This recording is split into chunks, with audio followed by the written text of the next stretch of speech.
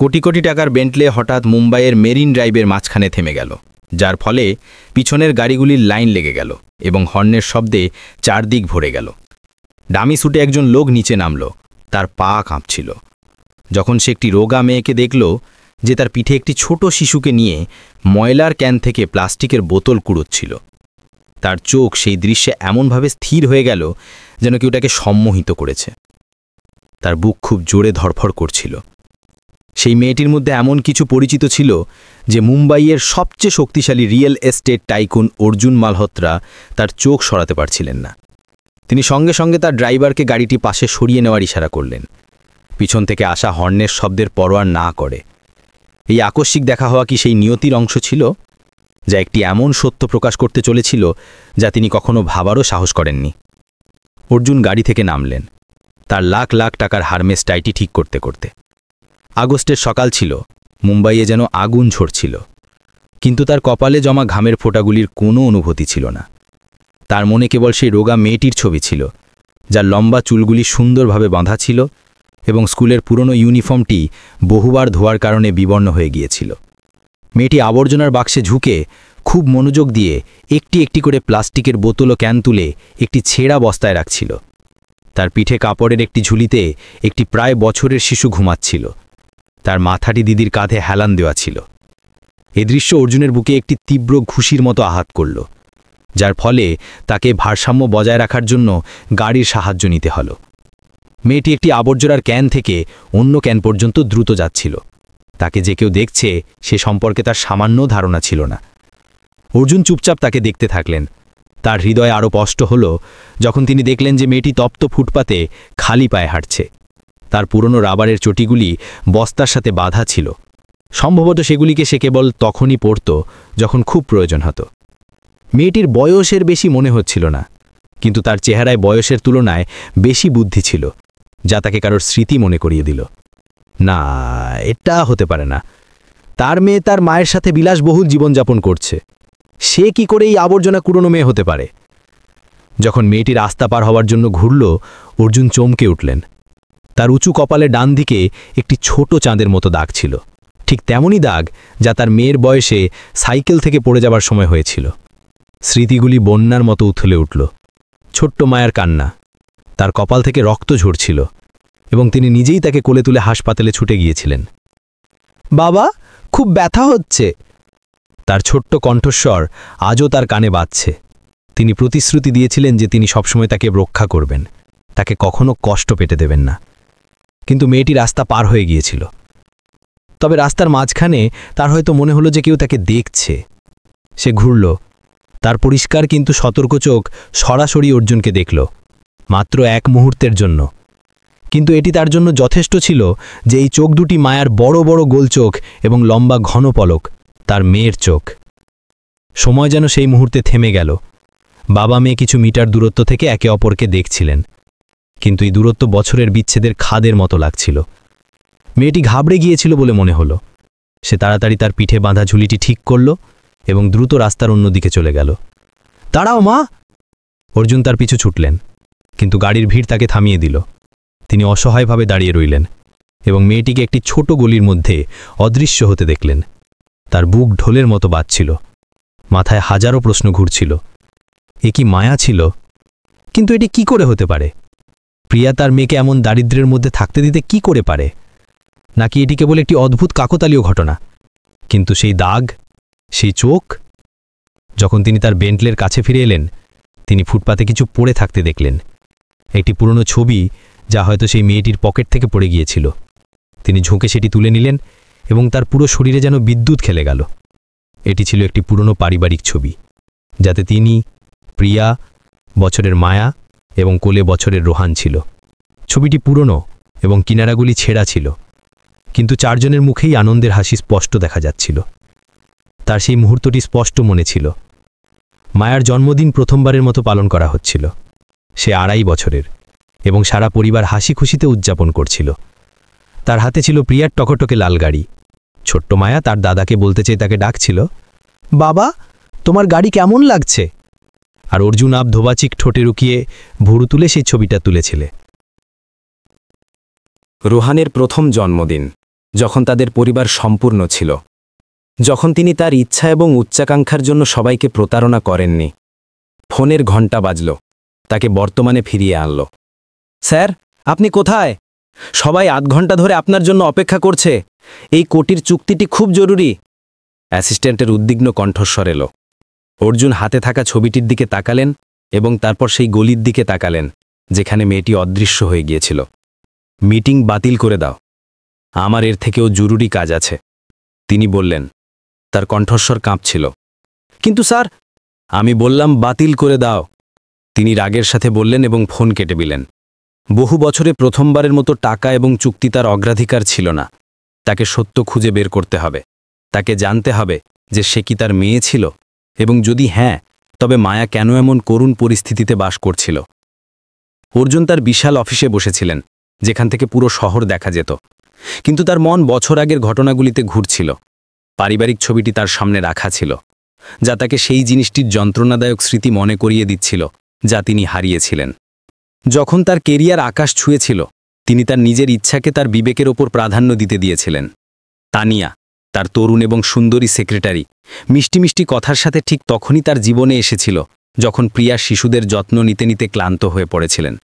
রোহান তখন সবেমাত্র 1 বছরের ছিল এবং রাতে খুব কাঁদত, যার ফলে তার স্ত্রী সবসময় ঘুমের অভাব এবং বিরক্তিতে থাকত।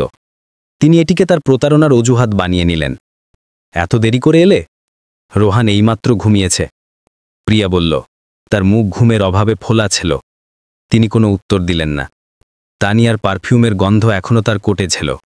অর্জুন, আমি জানি। প্রিয়ার কণ্ঠস্বর হঠাৎ ঠান্ডা হয়ে গেল। কি জানো? তোমার আর তোমার সেক্রেটারির ব্যাপারে। এই বাক্যটি বিদ্যুতের মতো তার উপর আঘাত হানল। তিনি অস্বীকার করার চেষ্টা করলেন, কিন্তু প্রিয়া সবকিছু জানত। আমি তোমাকে দোষ দিই না। হয়তো আমি বাচ্চাদের নিয়ে এত ব্যস্ত হয়ে পড়েছিলাম যে স্বামীর খেয়াল রাখতে ভুলে গিয়েছিলাম। কিন্তু অর্জুন, আমি ক্লান্ত। চলো, তালাক নিয়ে নিই। তিনি চমকে গেলেন। তিনি আশা করেননি যে তার স্ত্রী এত শান্ত থাকবে। কোনো কান্না নেই, কোনো চিৎকার নেই, শুধু তার চোখে চরম ক্লান্তি স্পষ্ট দেখা যাচ্ছিল। তালাকের প্রক্রিয়া দ্রুত শেষ হয়ে গেল। প্রিয়া উভয় সন্তানের কাস্টডি ছাড়া আর কিছুই চাইল না। আমার তোমার টাকা চাই না।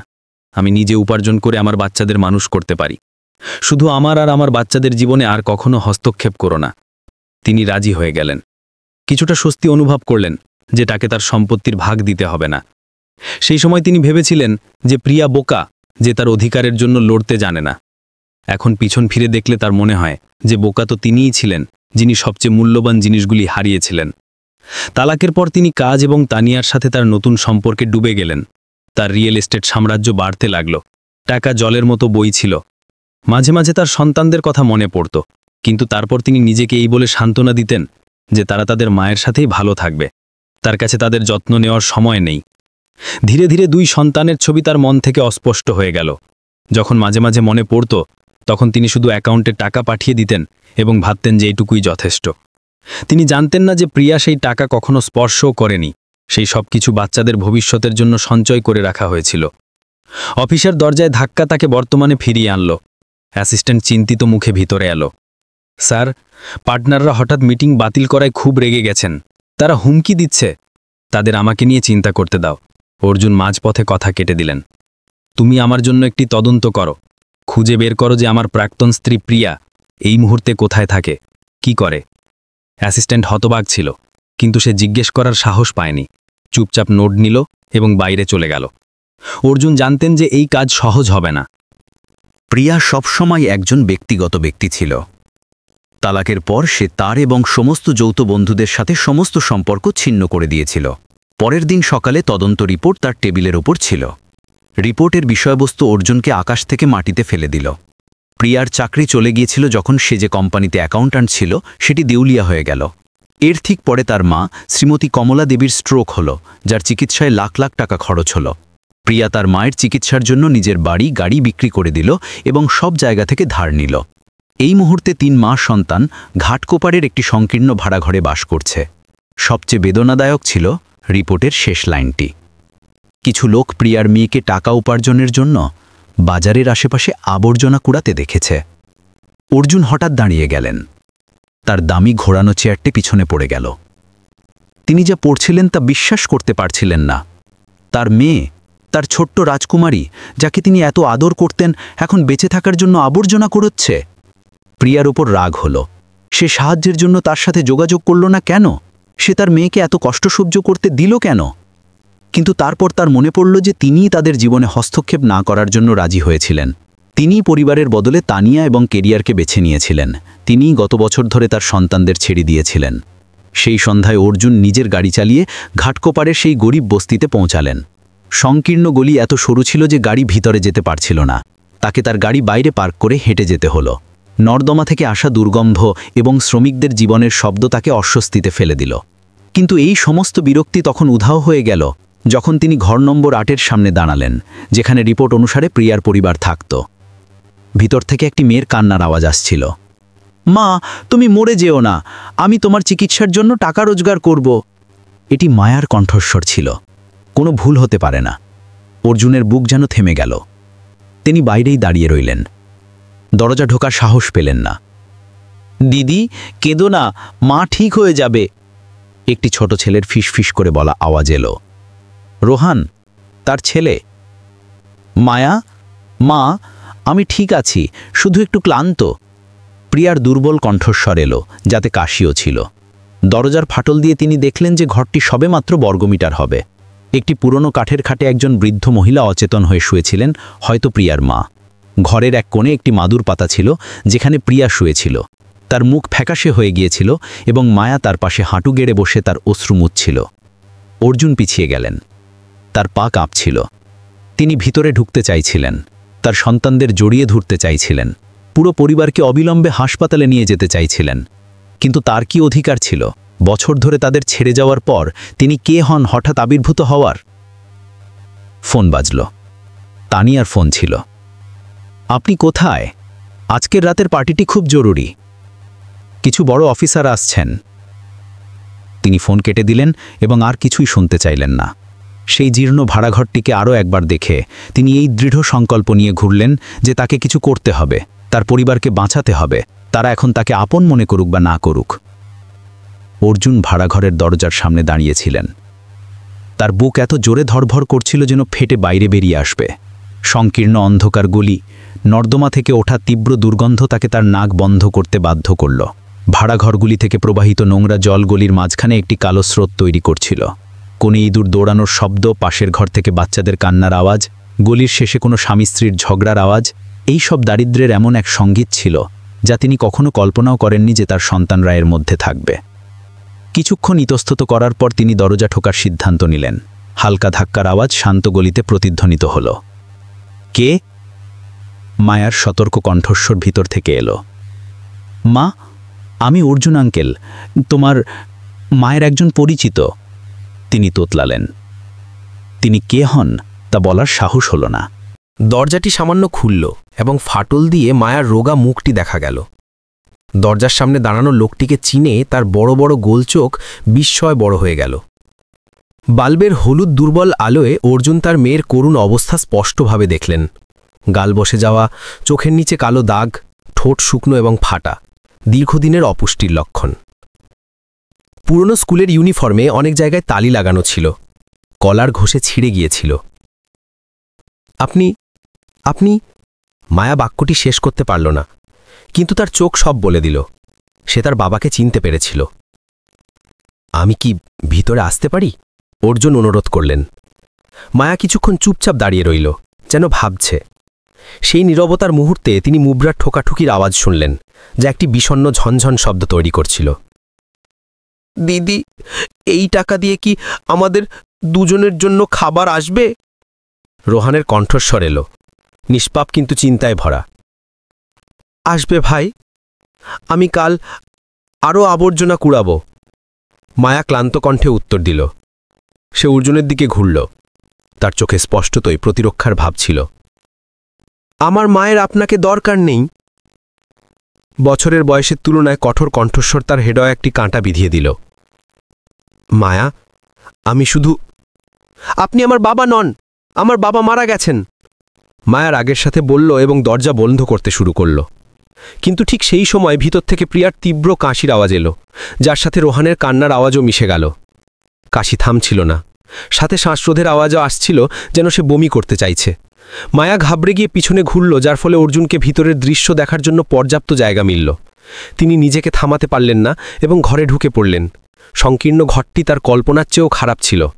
বর্গমিটারে 4 জনের পরিবার ঠাসা ছিল। দেয়ালে স্যাঁতস্যাঁতে ভাব ছিল। ছাদ থেকে ঝরে পড়া জলের হলুদ দাগ মেঝে পর্যন্ত আসছিল। ছাদে অনেক জায়গায় গর্ত ছিল, যা প্লাস্টিকের ব্যাগ দিয়ে তাৎক্ষণিকভাবে ঢাকা ছিল। কিন্তু জল এখনও ফোঁটা ফোঁটা করে পড়ছিল, যার ফলে সিমেন্টের মেঝেতে একটি কালো ডোবা তৈরি হয়েছিল। স্যাঁতস্যাঁতে ভাব, ওষুধপত্র এবং বাসি ভাতের গন্ধ মিশে একটি অদ্ভুত গন্ধ তৈরি করছিল। ঘরের কোণে একটি ছোট কেরোসিনের স্টোভ ছিল, যার উপর কিছু বসে যাওয়া বাসন রাখা ছিল। পাশে বৃষ্টির জল সংগ্রহ করার জন্য একটি ড্রাম রাখা ছিল, কারণ এখানে জলের সংযোগ প্রায়শই বিল পরিশোধ না করার কারণে কেটে দেওয়া হতো। প্রিয়া একটি পুরনো ছেঁড়া মাদুরের ওপর শুয়েছিল। তার মুখ কাগজের মতো ফ্যাকাশে ছিল। শুকনো ফাটা ঠোঁটে রক্তের শুকনো দাগ ছিল। সে ক্রমাগত কাশছিল। প্রতিটি কাশিতে তার পুরো শরীর কাঁপছিল এবং ঘাম এমনভাবে ছুটছিল যেন স্নান করেছে। তার প্রাক্তন শাশুড়ি শ্রীমতী কমলা ঘরের কোণে একটি পুরনো কাঠের খাটে অচেতন হয়ে শুয়েছিলেন। তার ডান দিকটি স্পষ্টতই পক্ষাঘাতগ্রস্ত ছিল। তিনি চোখ খুললেন এবং প্রাণহীন দৃষ্টিতে চারপাশে তাকালেন। তার মুখ এমনভাবে নড়ছিল যেন কিছু বলতে চাইছেন, কিন্তু আওয়াজ বেরোচ্ছিল না। রোহান, বছরের 7 ছেলেটি, একটি ছেঁড়া কাপড় দিয়ে তার মায়ের ঘাম মোছার চেষ্টা করছিল। তার ছোট ছোট হাত কাঁপছিল। তার রোগা গালে অশ্রু গড়িয়ে পড়ছিল। মা, আর কে শোনা, আমার ভয় লাগছে, সে ফোঁপাচ্ছিল। প্রিয়া? তিনি নিজেকে থামাতে পারলেন না এবং ঘরে ঢুকে পড়লেন। তার পা কিছু তেলাপোকার ওপর পড়ল, যা এদিক ওদিক দৌড়াচ্ছিল, কিন্তু তার কোনো পরোয়া ছিল না। প্রিয়া চোখ খুলল এবং তাকে দেখল। তিনি যতটা ভেবেছিলেন ততটা অবাক হয়নি। তার চোখে তিনি নিয়তিকে একটি শান্ত স্বীকৃতির সাথে দেখলেন, যা হৃদয় বিদারক ছিল। অর্জুন, তুমি এখানে কি করতে এসেছ? তার কণ্ঠস্বর দুর্বল ছিল, প্রতিটি শব্দ যেন নিভে যাওয়ার মতো। তোমার এই অবস্থা কি করে হলো? তিনি মাদুরের কাছে হাঁটু গেড়ে বসলেন। তার কাঁপতে থাকা হাত সেই মহিলার তপ্ত কপাল স্পর্শ করছিল, যিনি কখনো তার স্ত্রী ছিলেন। নিয়তি, অর্জুন, তুমি যাও, কোথাও তোমার স্ত্রী না জানে যে তুমি এখানে এসেছিলে। প্রিয়া হাসতে চাইল, কিন্তু কাশির আরও একটি আক্রমণ এলো। রক্ত, তাজা লাল রক্তের ফোঁটা কাপড়ে পড়ল। রোহানের হাতে থাকা ছেঁড়া কাপড়টি লাল করে দিল। মায়া ঘাবড়ে গিয়ে দৌড়ল। দ্রুত অন্য কাপড় নিয়ে মায়ের রক্ত মুছাতে শুরু করল। সেই কাজটি এত দক্ষতার সাথে করছিল যেন শত শতবার করেছে। দিদি, মায়ের মুখ থেকে আবার রক্ত এলো। রোহান হাউমাউ করে কাঁদতে শুরু করল। তার বোনের পা জড়িয়ে ধরল। মায়া তাকে নিজের কোলে নিয়ে নিল। ধীরে ধীরে চাপড় দিতে দিতে বলল, কিছু হবে না, মা ঠিক হয়ে যাবে। কিন্তু তার কণ্ঠে সামান্য বিশ্বাস ছিল না। অর্জুন যেন জ্ঞান হারিয়ে ফেলেছিলেন। তিনি প্রিয়াকে তুলে নিলেন। তোমার কি হয়েছে? ফুসফুসের ক্যান্সার, শেষ পর্যায়, মায়া ঠান্ডাভাবে বলল, যেন আবহাওয়া নিয়ে কথা বলছে। ডাক্তার বলেছে যে মায়ের কাছে মাত্র মাস আছে, কিন্তু সে চিকিৎসা করাতে চায় না। বলে যে টাকা নানির চিকিৎসার জন্য বাঁচাতে হবে। তিনি তার মেয়ের দিকে তাকিয়ে হতবাক হয়ে গেলেন।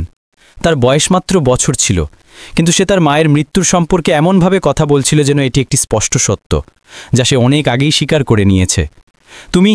তুমি এইসব কি করে জানো? তিনি জিজ্ঞাসা করলেন।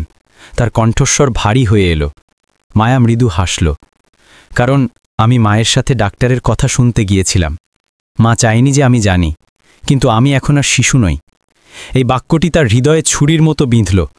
যে মেয়ের রেশম এবং মখমলের মধ্যে থাকা উচিত ছিল, যাকে তার পড়াশোনা এবং বন্ধুদের নিয়ে চিন্তা করা উচিত ছিল, তাকে এখন এত তাড়াতাড়ি তার মায়ের মৃত্যুর মুখোমুখি হতে হচ্ছে। অর্জুন বেটা, শ্রীমতী কমলা হঠাৎ বললেন। তার কণ্ঠস্বর দুর্বল কিন্তু পরিষ্কার ছিল। আমি তোমাকে চিনতে পেরেছি। তুমি এখানে কি করতে এসেছ? প্রতিটি শব্দে তার শ্বাস ফুরিয়ে যাচ্ছিল, কিন্তু তিনি তবুও বলার চেষ্টা করলেন। অর্জুন খাটের কাছে গেলেন, মাথা নিচু করে বললেন, মাফ করে দিন মা, আমি খুব দেরি করে এসেছি। দেরি করে এসেছ, কিন্তু ঠিক সময়ে এসেছ। তিনি হাঁপাতে হাঁপাতে বললেন, প্রিয়া অনেক দুঃখ কষ্ট সহ্য করেছে। এই বাচ্চাগুলো বেচারারা, তার চোখের কোণ থেকে অশ্রু গড়িয়ে পড়ল, কিন্তু তিনি সেগুলি মুছার জন্য তার হাত তুলতে পারছিলেন না। নানি, আপনি আর কথা বলবেন না, আপনার ক্লান্তি হবে। মায়া দৌড়ে গিয়ে তার অশ্রু মুছতে লাগল। সেই মেয়েটির কোমল যত্নশীল হাউভাব অর্জুনকে আরও দুঃখী করে তুলল। এই শিশুটিকে এই বয়সে এমন অনেক কিছু করতে হচ্ছে যা তার বয়সের কাজ নয়। মায়া মা, ভাই এবং আমার যত্ন করে। আমার তার উপর খুব গর্ব হয়, শ্রীমতী কমলা ফিসফিস করে বললেন। কিন্তু সে এখনও ছোট, তার স্কুলে যাওয়া উচিত, খেলা উচিত। অর্জুন আর অপেক্ষা করলেন না, তিনি প্রিয়াকে নিজের কোলে তুলে নিলেন, তার দুর্বল আপত্তি সত্ত্বেও। তুমি কি করছো? আমাকে নামাও। না, আমরা এখনই হাসপাতালে যাচ্ছি, তিনি দৃঢ়তার সাথে বললেন, তার কণ্ঠে কোনো তর্কের অবকাশ ছিল না। মায়া এবং রোহান ঘাবড়ে গিয়ে পিছনে ছুটল। নানি ঘরে একা কি করে থাকবেন? প্রতিবেশী দেখে নেবেন, মায়া সংক্ষেপে উত্তর দিল। সে পাশের ঘরের দরজা ঠকঠক করতে ছুটল। শান্তি আন্টি, আমার মাকে এখনই হাসপাতালে নিয়ে যেতে হবে, আপনি প্লিজ নানির খেয়াল রাখবেন। একজন প্রৌঢ় মহিলা বাইরে এলেন, তার চুল ভেজা ছিল, যেন এইমাত্র স্নান করেছেন। ও ভগবান, প্রিয়ার শরীর আবার খারাপ হয়ে গেল, বেচারি মা মেয়ে। তিনি দীর্ঘশ্বাস ফেললেন। তুমি চিন্তা করো না, আমি নানির খেয়াল রাখব। আমি কিছুদিন ধরে দেখছিলাম যে প্রিয়া খুব কাশছে, তোমরা আগে হাসপাতালে গেলে না কেন? জি, মা চায়নি। মায়া মাথা নিচু করল। শান্তি আন্টি অর্জুনকে সন্দেহের চোখে দেখলেন। আপনি কে, যিনি প্রিয়াকে এভাবে নিয়ে যাচ্ছেন? জি, মায়া ইতস্তত করল। আমি এদের আত্মীয়। অর্জুন দ্রুত উত্তর দিলেন এবং প্রিয়াকে নিয়ে বাড়ির দিকে ছুটলেন। হাসপাতালের পথে প্রিয়া অর্জুনের কোলে শুয়েছিল, তার শ্বাস ধীর হয়ে যাচ্ছিল। মায়া রোহানকে কোলে নিয়ে পিছনের সিটে গুটিয়ে বসেছিল। ছেলেটি তখনও ফোপাচ্ছিল। দিদি, মা কি মরে যাবে? না, মা ঠিক হয়ে যাবে। মায়া তাকে সান্ত্বনা দিল, কিন্তু সে নিজেও কাঁপছিল। মনে আছে, মা বলেছিল যে আমাদের শক্তিশালী থাকতে হবে। তুমি ছেলে, তোমাকে বাহাদুরি হতে হবে। কিন্তু আমার ভয় লাগছে, আমি চাই না যে মাও সেই দিনের আন্টির মতো মরে যাক। অর্জুন চমকে গেলেন। কোন আন্টি? গলির শেষ দিকের ঘরে থাকত। মায়া ব্যাখ্যা করল, যখন দেখল যে তিনি পেছনে ফিরে দেখছেন। তারও ক্যান্সার ছিল, গত সপ্তাহে মারা গেল। মা তাদের ওখানে আগরবাতি জ্বালাতেও গিয়েছিল। মেয়েটির কণ্ঠস্বর এত শান্ত ছিল, যেন সে কোনো রোজগার কথা বলছে। দারিদ্র্যের মধ্যে থাকতে থাকতে, মৃত্যুকে প্রায়শই দেখতে দেখতে এই শিশুরা ব্যথার প্রতি কঠোর হয়ে গিয়েছিল। কিন্তু মায়ার চোখের গভীরে তিনি এখনো ভয় দেখলেন। ভয় যে তার মাও সেই আন্টির মতো চলে যাবে এবং দুই ভাই বোন অনাথ হয়ে যাবে। মুম্বাইয়ের সবচেয়ে বড় বেসরকারি হাসপাতালে ডাক্তাররা রোগীকে সঙ্গে সঙ্গে ভর্তি করে নিলেন। প্রিয়াকে সরাসরি ইমার্জেন্সি রুমে নিয়ে যাওয়া হলো। অর্জুন প্রক্রিয়াটি সম্পূর্ণ করলেন এবং খরচের পরোয়া না করে সেরা চিকিৎসার অনুরোধ করলেন। মেডিকেল স্টাফরা অদ্ভুত চোখে তাকে দেখলেন, যখন তারা একটি জমকালো পোশাক পরা লোকটিকে দুটি ছেঁড়া ফাটা পোশাক পরা বাচ্চার সাথে দেখলেন। মায়া সেই দৃষ্টিগুলি অনুভব করল এবং তার মাথা আরও নিচে নামিয়ে নিল। রোহান তার দিদিকে শক্ত করে জড়িয়ে ধরল, তার চোখ ভয়ে চারপাশে দেখছিল। খিদে পেয়েছে? অর্জুন জিজ্ঞেস করলেন, যখন তিনি দেখলেন যে রোহান তার পেট ধরে আছে। ছেলেটি তার দিদির দিকে তাকালো, যেন অনুমতি চাইছে। মায়া মাথা নাড়িয়ে দিল, না, আমাদের খিদে নেই। কিন্তু ঠিক সেই সময় রোহানের পেট গুড়গুড় করে উঠল। ছেলেটি লজ্জায় মাথা নিচু করল। আমি তোমাদের জন্য কিছু খাবার নিয়ে আসছি। অর্জুন উঠলেন, কিন্তু মায়া তাকে থামিয়ে দিল। না, আমাদের অভ্যাস আছে, আমরা সকালে পেট ভরে খেয়েছিলাম। সকালে কি খেয়েছিলে? তিনি জিজ্ঞেস করলেন। মায়া চুপ রইল, কিন্তু রোহান সততার সাথে বলল, বাসি ভাত আর নুন, কিন্তু খুব ভালো ছিল, দিদি আমাকে বেশি দিয়েছিল। অর্জুন নিজের মুখ ফিরিয়ে নিলেন। তিনি চাননি যে তার সন্তানরা তার চোখের জল দেখুক। বাসি ভাত আর নুন, এটা তাদের সন্তানদের খাবার ছিল। তার সেই জমকালো পার্টিগুলির কথা মনে পড়ল, যেগুলিতে তিনি প্রায়শই যোগ দিতেন।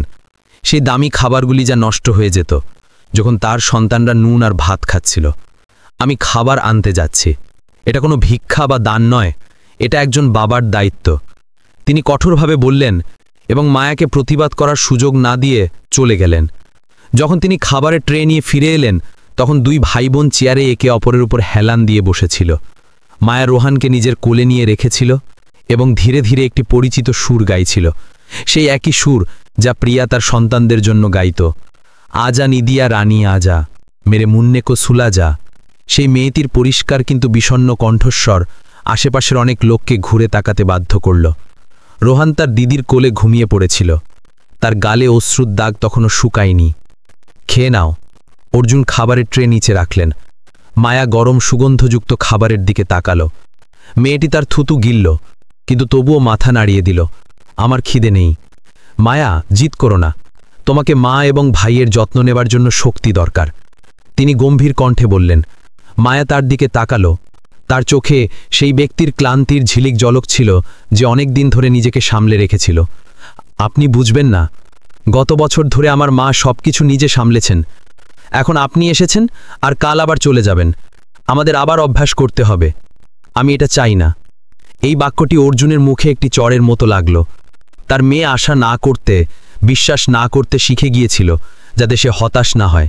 এটি একটি কঠোর শিক্ষা ছিল, যে জীবন একটা বছরের শিশুকে শিখিয়েছিল। আমি প্রতিশ্রুতি দিচ্ছি, আমি আর কোথাও যাব না। তিনি বললেন, তার কণ্ঠ ভারী হয়ে এলো। মায়া মৃদু হাসল। মা বলে, পুরুষদের প্রতিশ্রুতি আকাশের মেঘের মতো, দেখা যায় কিন্তু ধরা যায় না। এই বলে মেয়েটি ভাতের বাক্সটি তুলল। ফ্রাইড চিকেনের একটি বড় টুকরো ছিঁড়ে রোহান জেগে উঠলে তাকে দেওয়ার জন্য আলাদা রেখে দিল। ঘণ্টা পর, যা শতাব্দীর মতো দীর্ঘ মনে হয়েছিল, ডাক্তার একটি গুরুতর মুখে বাইরে বেরোলেন। রোগীর অবস্থা খুব গুরুতর। ক্যান্সার ফুসফুস, লিভার এবং হাড়ে ছড়িয়ে পড়েছে। সত্যি বলতে আমরা শুধু ব্যথা কমানোর চিকিৎসা করতে পারি। সময়। তিনি দুই শিশুকে দেখেই ইতস্তত হলেন। কতটা সময়? অর্জুন শুষ্ক কণ্ঠে জিজ্ঞেস করলেন। এই বছরের শেষ থেকে মাস, যদি ভাগ্য ভালো থাকে তো। এই বাক্যটি তার মাথার উপর হাতুড়ির মতো আঘাত করল। মায়া তখনও চুপচাপ বসেছিল, যেন সে আগেই ফলাফল জানত।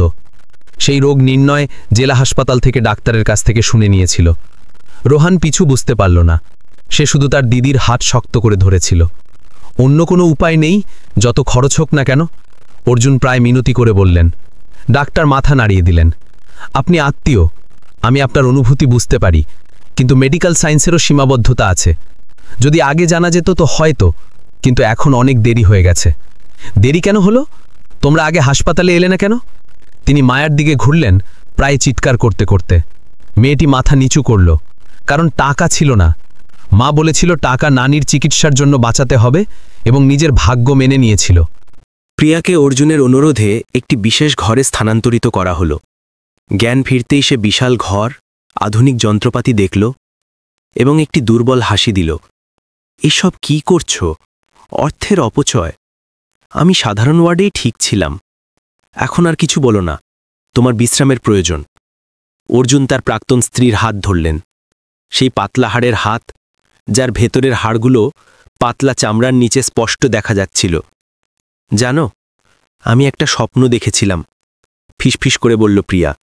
কি স্বপ্ন? একদিন যখন আমি মারা যাব, তখন তুমি আসবে। এখন স্বপ্নটা সত্যি হলো। সে হাসল, গাল বেয়ে জল গড়িয়ে পড়ল। এসব বলো না, তুমি ঠিক হয়ে যাবে। অর্জুনের কণ্ঠস্বর ভারী হয়ে গেল। অর্জুন, আমার মূর্তে ভয় নেই। আমার শুধুই দুটি সন্তানের জন্য চিন্তা হয়। প্রিয়া মায়ার দিকে তাকালো, যে রোহনকে দুধ খাওয়াচ্ছিল। মায়ার মাত্র বছর 7। তাকে অনেক বেশি বোঝা বইতে হয়েছে। আবর্জনা কুড়ানো, বাসন মাজার জন্য সে স্কুল ছেড়ে দিয়েছে। একবার সে খাবার না খাবার কারণে অজ্ঞান হয়ে গিয়েছিল। সে নিজের খাবার তার ভাইয়ের জন্য রেখেছিল। আমি অসহায় হয়ে আমার মেয়েকে কষ্ট পেতে দেখেছি, আর কিছু করতে পারিনি। তুমি আমার সাথে যোগাযোগ করোনি কেন? যোগাযোগ করে কি বলতাম? টাকা চাইতাম? আমার মধ্যে এখনও কিছুটা আত্মসম্মান বাকি আছে। এছাড়া তোমার নতুন স্ত্রী আছে, নতুন সন্তান আছে। আমি তোমার খুশিতে বাধা দিতে চাইনি। কেমন খুশি, যখন আমার সন্তানেরা কষ্ট পাচ্ছে? অর্জুন প্রায় চিৎকার করে উঠলেন। আমার সন্তানেরা তোমারও সন্তান। তুমি ভুলে গেলে নাকি? প্রিয়া মাথা নাড়ল। বছর কেটে গেল। তুমি কি একবারও বাচ্চাদের দেখতে এসেছ? একটা ফোন করে খোঁজ নিয়েছ? বাচ্চাদের কাছে তুমি মরে গেছ। মায়া একবার তার জন্মদিনে তোমার জন্য অপেক্ষা করেছিল। মাঝরাত পর্যন্ত অপেক্ষা করেছিল এবং তারপর কেঁদে ফেলেছিল। সেই দিনের পর থেকে সে তোমার নাম আর কখনো নেয়নি। প্রতিটি শব্দ অর্জুনের হৃদয় ছুরির মতো বিঁধছিল। তিনি তার সন্তানদের এত গভীর আঘাত দিয়েছিলেন। হাসপাতালের ঘরের দরজায় পায়ের শব্দ শোনা গেল। 7 মাসের গর্ভবতী পেট নিয়ে তানিয়া প্রবেশ করল। তার মুখ ছিল রাগে ভরা। ডিজাইনার সিল্কের পোশাক, হারমিসের হ্যান্ডব্যাগ, লোবতিনের উঁচু হিলের স্যান্ডেল, সবকিছুই যেন তার ঐশ্বর্য প্রদর্শন করছিল, যা ছেঁড়া পুরনো পোশাকে থাকা দুটি শিশুর সম্পূর্ণ বিপরীত ছিল। অর্জুন, তুমি জরুরি মিটিং ছেড়ে দিয়েছ, অফিসারদের সাথে ডিনার পার্টি ছেড়ে দিয়েছ, এখানে এসেছ তোমার প্রাক্তন স্ত্রীর কাছে। তার কণ্ঠস্বর ছিল তীক্ষ্ণ। তার চোখ প্রিয়াকে শত্রুর মতো দেখছিল। মায়া তার মায়ের সামনে এমনভাবে দাঁড়ালো, যেন একটি ছোট প্রাণী তার শাবককে রক্ষা করছে। তুমি কে? আমার মায়ের ঘর থেকে বেরিয়ে যাও। মেয়েটির চোখে ছিল ভয়ঙ্কর চাহনি, তার মুষ্টিবদ্ধ হাত শক্ত হয়েছিল। বেয়াদব মেয়ে, তানিয়া চেঁচিয়ে উঠল। আমি তোর বাবার স্ত্রী। আমি তোর বাবা আমাকে, যে গর্ভবতী, তোমাদের জন্য ছেড়ে দিয়েছেন। তুমি তার স্ত্রী নও, তুমি শুধু অন্যের ঘর ভাঙার লোক। মায়া চিৎকার করল, তার চোখগুলো রাগে জ্বলছিল। অর্জুন দ্রুত তাদের দুজনের মাঝে এসে থামালেন। তানিয়া, তুমি আগে বাড়ি যাও, আমি পরে বোঝাবো। বোঝাবে? তুমি তোমার 7 মাসের গর্ভবতী স্ত্রীকে ছেড়ে তোমার প্রাক্তন স্ত্রীর যত্ন নিচ্ছ? তুমি কি পুরুষ? তানিয়া চিৎকার করল, তার তীক্ষ্ণ কণ্ঠস্বর পুরো করিডোরে প্রতিধ্বনিত হল। ভুলে যেও না যে তোমার সম্পত্তির অর্ধেকটা আমার। আমি বিনিয়োগ করেছি, আমি তোমার সাথে কঠোর পরিশ্রম করেছি। নিয়ে নাও সব, আমার এখন আর কোনো পরোয়া নেই। তুমি তুমি সত্যি বলছো? তানিয়া চমকে গেল। সে ঘরের চারপাশে দেখল, প্রিয়াকে বিছানায় দুর্বলভাবে শুয়ে থাকতে দেখল, ছেঁড়া ফাটা পোশাকে থাকা 2টি শিশুকে দেখল, এবং বুঝতে পারল, এই জিনিসগুলোর জন্য তুমি সব ছেড়ে দেবে? এই খারাপ হয়ে যাওয়া বাচ্চাদের আর এই অসুস্থ প্রাক্তন স্ত্রীর জন্য? এরা আমার পরিবার, অর্জুন গম্ভীরভাবে বললেন। এরা আমার রক্ত। আমি তাদের ছেড়ে ভুল করেছি, এখন আমাকে সেই ভুল শুধরাতে হবে। আর আমার পেটে যে বাচ্চাটা, তার? তানিয়া তার ফুলা পেটের দিকে ইঙ্গিত করল। সে কি তোমার রক্ত নয়? নাকি তুমি এই শিশুটিকেও সেইভাবে ছেড়ে দেবে, যেমন ওই দুজনকে ছেড়েছিলে?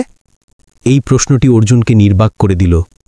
প্রিয়া দুর্বল কণ্ঠে বলল, অর্জুন, তুমি যাও, তোমার স্ত্রী আর সন্তানের খেয়াল রাখো, আমরা ঠিক আছি। মা? মায়া ঘুরে দাঁড়ালো। আপনি এমন কেন বলছেন? আমাদের এতে দরকার নেই। কিন্তু প্রিয়া মাথা নাড়ল। বাবা, তোমার বাবার ওপর রাগ করো না। বড়রাও কখনো কখনো ভুল করে। জরুরি হলো তারা যেন নিজেদের ভুল শুধরে নেয়। রোহন দৌড়ে এসে অর্জুনের পা জড়িয়ে ধরল। বাবা, যেও না, তোমাকে আমার খুব মনে পড়ে। সে কেঁদে উঠল, তার 2টি হাত শক্তভাবে জড়ানো ছিল। তানিয়া এই দৃশ্য দেখল, তার মুখ ফ্যাকাশে হয়ে গেল। ঠিক আছে, তুমি এদের সাথেই থাকো, কিন্তু যদি তুমি এখনই ফিরে না আসো তবে আমাকে দোষ দিও না। সে গোড়ালি ঘুরিয়ে চলে গেল। দরজা থেকে বেরিয়ে যাওয়ার আগে সে ঘৃণাপূর্ণ দৃষ্টিতে অর্জুনের দিকে তাকালো। ঘর একটি ভারী নীরবতায় ডুবে গেল। কেবল ওষুধের পাম্পের নিয়মিত টপ টপ শব্দ এবং প্রিয়ার দুর্বল নিঃশ্বাসের শব্দ শোনা যাচ্ছিল। প্রিয়া হাসপাতালে ভর্তি হওয়ার 10 দিন পরও অবস্থার কোনো উন্নতি হয়নি। কেমোথেরাপি তাকে আরও দুর্বল করে দিয়েছিল, কিন্তু ক্যান্সার কোষের ছড়িয়ে পড়ার গতিকে থামাতে পারেনি। ব্যথা তাকে দিন রাত কষ্ট দিত। মরফিনের উচ্চ মাত্রাও সম্পূর্ণরূপে আরাম দিতে পারত না। তানিয়ার তীব্র আপত্তি সত্ত্বেও অর্জুন প্রতিদিন হাসপাতালে আসতে থাকলেন। তার ফোন ক্রমাগত নতুন স্ত্রীর কল দিয়ে বাজতে থাকত, কিন্তু তিনি কখনো ধরতেন না। মায়া তার সাথে শীতলভাবে ব্যবহার করতে থাকল, কিন্তু এখন আর আগের দিনের মতো তাকে চলে যেতে বলতো না। সম্ভবত কারণ সে দেখেছিল যে তার উপস্থিতিতে মা কিছুটা খুশি থাকেন, অথবা হয়তো সে এত ক্লান্ত হয়ে গিয়েছিল যে আর রাগ করতে পারত না। তুমি আবার আবর্জনা কুড়াতে গিয়েছিলে? অর্জুন জিজ্ঞেস করলেন, যখন তিনি মায়াকে হাসপাতালে একটি বস্তা হাতে দেখলেন। তার কপালে ঘাম ছিল। সে এই মাত্র কাজ থেকে ফিরেছিল। তার হাতে তখনও বাসন মাজা সাবানের গন্ধ আসছিল। মায়া তার দিকে তাকালো না, মাথা নিচু করে নিজের পকেটে টাকা গুনতে শুরু করল। দিদিমার ওষুধ শেষ হয়ে গেছে। স্ট্রোকের ওষুধ খুব দামি, মাসে প্রায় 2000 টাকা লাগে। আমি তো বলেছিলাম যে আমি সব সামলে নেব। গত 5 বছর ধরে আপনাকে ছাড়াই আমরা মা সন্তানরা বেঁচেছিলাম, এখনও দরকার নেই। শীতল শব্দগুলো তার হৃদয়ে ছুরির মতো বিঁধল, কিন্তু অর্জুন বুঝতে পারলেন যে এটা সেই মেয়েটির নিজেকে রক্ষা করার একটি উপায় ছিল। তিনি চুপচাপ তার সহকারীকে ফোন করে হাসপাতালের অ্যাকাউন্টে একটা বড় অঙ্কের টাকা ট্রান্সফার করতে বললেন, যাতে প্রিয়া এবং তার মা উভয়ের সমস্ত বিল পরিশোধ করা যায়। কিন্তু তিনি জানতেন যে টাকা 5 বছরের অনুপস্থিতিকে মুছে দিতে পারে না, হারানো বিশ্বাস ফিরিয়ে আনতে পারে না। মায়া, তোমার কিছু মনে আছে? তিনি কিছু বলতে চেয়েছিলেন, কিন্তু মায়া মাঝখানে কথা কেটে দিল। আমি মনে রাখতে চাই না। মনে রেখে কি হবে? শুধু কষ্টই তো হবে। মেয়েটি তার মুখ ফিরিয়ে নিল, কিন্তু অর্জুন তার গালে একটা অশ্রু গড়িয়ে যেতে দেখলেন। সেই দুপুরে যখন মায়া টিউশনের জন্য গিয়েছিল, সে কঠিন পরিস্থিতির মধ্যেও পড়াশোনা করার চেষ্টা করছিল। সন্ধ্যা একটি চ্যারিটি ক্লাসে পড়ত, তখন শুধু রোহন হাসপাতালে ছিল। সে তার মায়ের বিছানার পাশে ছবি আঁকছিল, কখনো কখনো কৌতূহল এবং দ্বিধার সাথে অর্জুনের দিকে তাকাত। কি আঁকছ?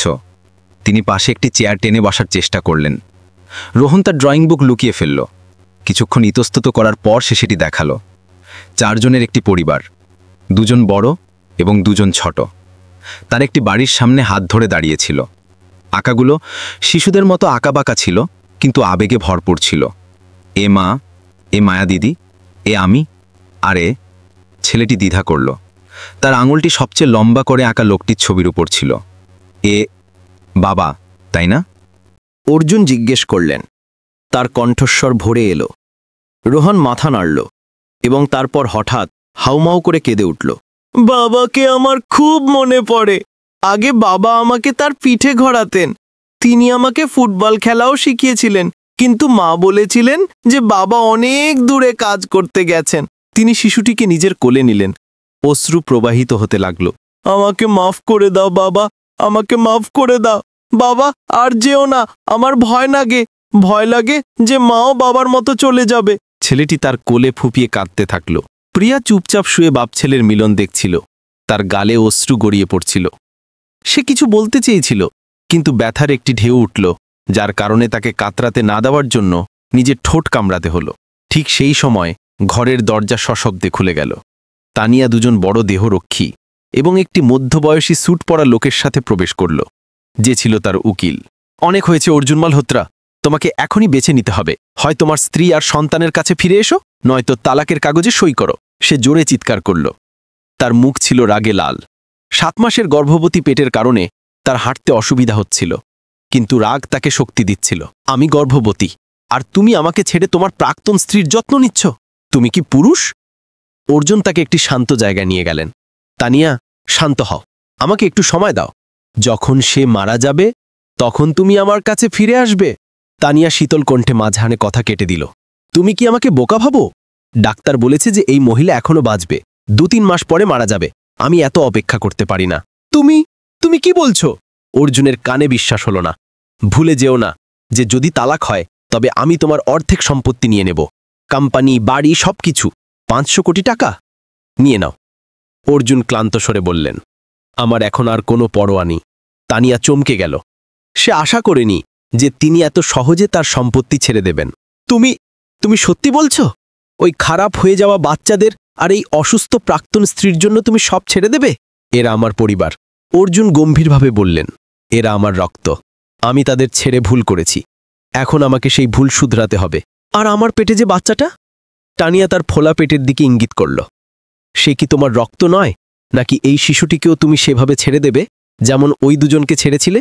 এই প্রশ্নটি অর্জুনকে নির্বাক করে দিল। হ্যাঁ, তিনি নিজের ভুল আর পুনরাবৃত্তি করতে পারেন না।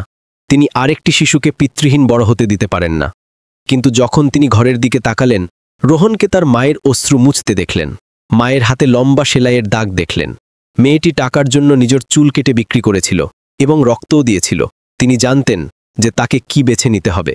উকিল সাহেব, তালাকের কাগজ তৈরি করুন। তানিয়া আদেশ দিল। আমি এটা আজই শেষ করতে চাই। উকিল আগে থেকে তৈরি কাগজের একটি বান্ডিল বের করলেন। আমার এই আশঙ্কা ছিল, তাই আমি আগেই তৈরি করে রেখেছিলাম। মিস্টার মালহোত্রাকে শুধু সই করতে হবে। অর্জুন দ্রুত চোখ বুলিয়ে নিলেন। সম্পত্তির অর্ধেক ভাগ।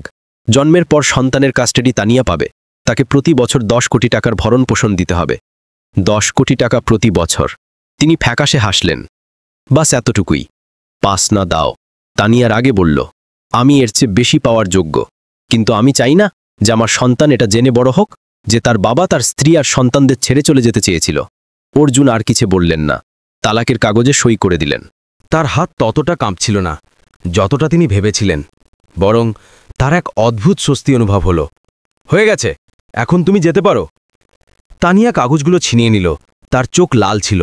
তুমি অনুতাপ করবে যখন এই শিশুরা মারা যাবে, তখন তোমার উপলব্ধি হবে যে তুমি তাদের জন্য সব কিছু হারিয়েছ। যদি আমার কোনো অনুতাপ হয়। অর্জুন তার প্রাক্তন স্ত্রীর, যে এখন সত্যি প্রাক্তন স্ত্রী, চোখে সরাসরি তাকালেন। তবে শুধু এই কারণেই যে আমি এই কাজটি আগে কেন করিনি। তানিয়া রাগে চলে গেল, কিন্তু দরজার চৌকাটে হোঁচট খেল। তার পেটে ব্যথা শুরু হলো, যার কারণে তাকে থামতে হলো। তার মুখ কুঁচকে গেল। তুমি ঠিক আছো? অর্জুন সহজাতভাবে তাকে ধরে নিলেন। চিন্তা করার ভান করো না। তানিয়া তার হাত ছেড়ে ফেলে দিল, কিন্তু তারপর ব্যথায় চিৎকার করে উঠল। আমার পেটে খুব ব্যথা হচ্ছে। তার পা দিয়ে রক্ত গড়িয়ে পড়তে লাগল। জরুরি, কোনো ডাক্তারকে ডাকো, অর্জুন চিৎকার করলেন। নার্সরা দ্রুত তানিয়াকে প্রসূতি জরুরি ঘরে নিয়ে গেল। ডাক্তাররা টেনশনপূর্ণ মুখে ভিতরে বাইরে দৌড়াচ্ছিলেন। অর্জুন করিডোরে দাঁড়িয়েছিলেন, তার বুক জ্বলছিল। তালাক হয়ে গেছে, কিন্তু সে এখনও তার সন্তানের মা। বাবা! মায়া হঠাৎ তার পাশে এসে দাঁড়াল। ওনার কেমন আছেন? অর্জুন অবাক হলেন যে তার মেয়ে তাকে এত সহজে বাবা বলল। জানি না, মনে হচ্ছে সে জন্ম দিতে চলেছে। আর আপনি আর তিনি? মায়া তার দিকে তাকালো। আপনি কি তাকে ভালোবাসেন? এই অপ্রত্যাশিত প্রশ্নটি অর্জুনকে থামিয়ে দিল। তিনি কি তার অনাগত সন্তানকে ভালোবাসতেন? বাবা, আমি জানি না মায়া। আমি শুধু এতটুকু জানি যে আমি তোমাকে আর রোহানকে ছেড়ে ভুল করেছিলাম। আমি সেই ভুল পুনরাবৃত্তি করতে চাই না। মায়া মাথা নাড়ল, তার মুখে স্পষ্ট বোঝার ছাপ ছিল। আমি বুঝি, যাই হোক, সে আমার ভাই বা বোন। যদি দরকার হয় আমি আপনাকে তার যত্ন নিতে সাহায্য করব। তার মেয়ের এই দয়া অর্জুনকে আবেগপ্রবণ করে তুলল। এত কিছু সহ্য করার পরও মায়া তার সৎ ভাই বা বোনকে ভালোবাসতে প্রস্তুত ছিল। 2 ঘণ্টা পর ডাক্তার বাইরে এলেন। 32তম সপ্তাহে সময়ের আগে প্রসব হয়েছে। মা এবং শিশু দুজনেই নিরাপদ। তবে শিশুটিকে ইনকিউবেটরে রাখতে হবে। একটি মেয়ে হয়েছে, ওজন 1.8 কিলো। অর্জুন স্বস্তির নিঃশ্বাস ফেললেন। আমি কি ভিতরে গিয়ে দেখা করতে পারি? শ্রীমতী তানিয়া আপনার সাথে দেখা করতে চান না। ডাক্তার মাথা নাড়লেন। তিনি বলেছেন যে তার নতুন স্বামী তার যত্ন নেবেন। নতুন স্বামী? অর্জুন চমকে গেলেন। তবে তানিয়ার অন্য কেউ ছিল, সম্ভবত অনেক আগে থেকেই। এটাও স্পষ্ট হয়ে গেল যে সে তালাকের জন্য এত তাড়াহুড়ো করছিল কেন। সেই রাতে অর্জুন প্রিয়ার বিছানার পাশে জেগে রইলেন। তার প্রাক্তন স্ত্রী শান্তিতে ঘুমোতে পারছিল না। ব্যথা তাকে ঘুমের মধ্যেও কষ্ট দিচ্ছিল। হাসপাতালের মনোচিকিৎসক, একজন দয়ালু মধ্যবয়স্কা মহিলা, তার সাথে দেখা করতে এলেন। মিস্টার মালহোত্রা, আমি কি আপনার সাথে কিছুক্ষণ কথা বলতে পারি? তিনি তার পাশে বসলেন। আমি আপনার পরিবারকে দেখেছি, 2টি শিশুই গভীর মানসিক আঘাতের মধ্য দিয়ে যাচ্ছে। আমি জানি। অর্জুন দীর্ঘশ্বাস ফেললেন। আর এইসব আমার ভুল। নিজেকে এত দোষ দেবেন না। জরুরি হলো যে আপনি ফিরে এসেছেন, কিন্তু আপনাকে বুঝতে হবে সম্পর্ক মেরামত করা সহজ নয়। মায়া অ্যাবান্ডনমেন্ট সিন্ড্রোমে ভুগছে। সে বিশ্বাস করতে ভয় পায়, কারণ তার আবার আঘাত পাওয়ার ভয় আছে।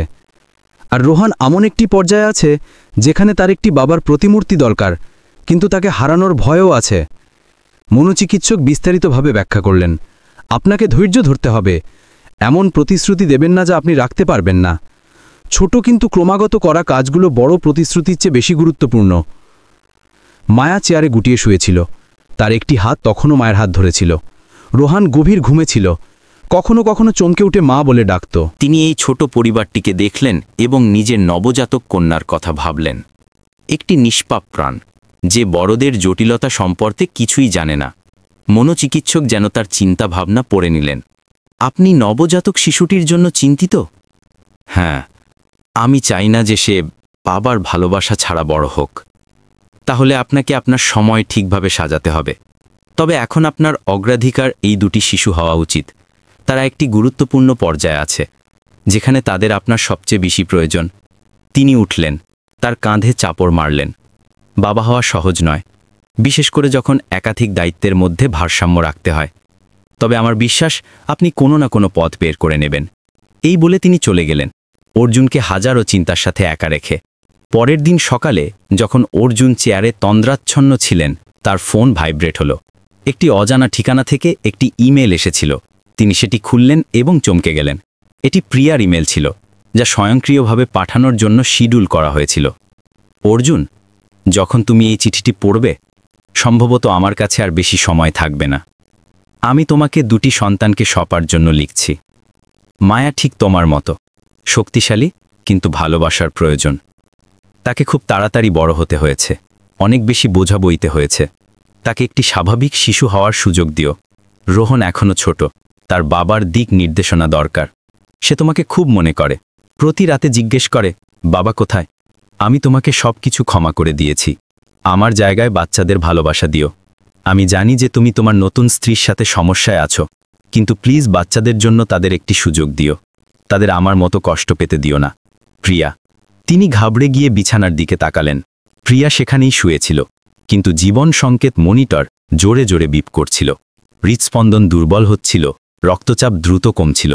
ডাক্তাররা ভেতরে দৌড়ে গেলেন, তাকে বাইরে ঠেলে দিলেন। মা, মা! মায়া চিৎকার করে উঠল, ঘাবড়ে গিয়ে জেগে উঠল। সে ভেতরে ঢোকার চেষ্টা করল, কিন্তু একজন নার্স তাকে থামিয়ে দিল। রোগীর তীব্র হৃদযন্ত্রে ক্রিয়া বন্ধ হয়ে যাচ্ছে, শকের জন্য প্রস্তুত হও। ডাক্তারের জরুরি কণ্ঠস্বর প্রতিধ্বনিত হল। 300, ক্লিয়ার! ডিফিব্রিলেটরের শব্দ প্রতিধ্বনিত হল। 1 বার, 2 বার, 3 বার।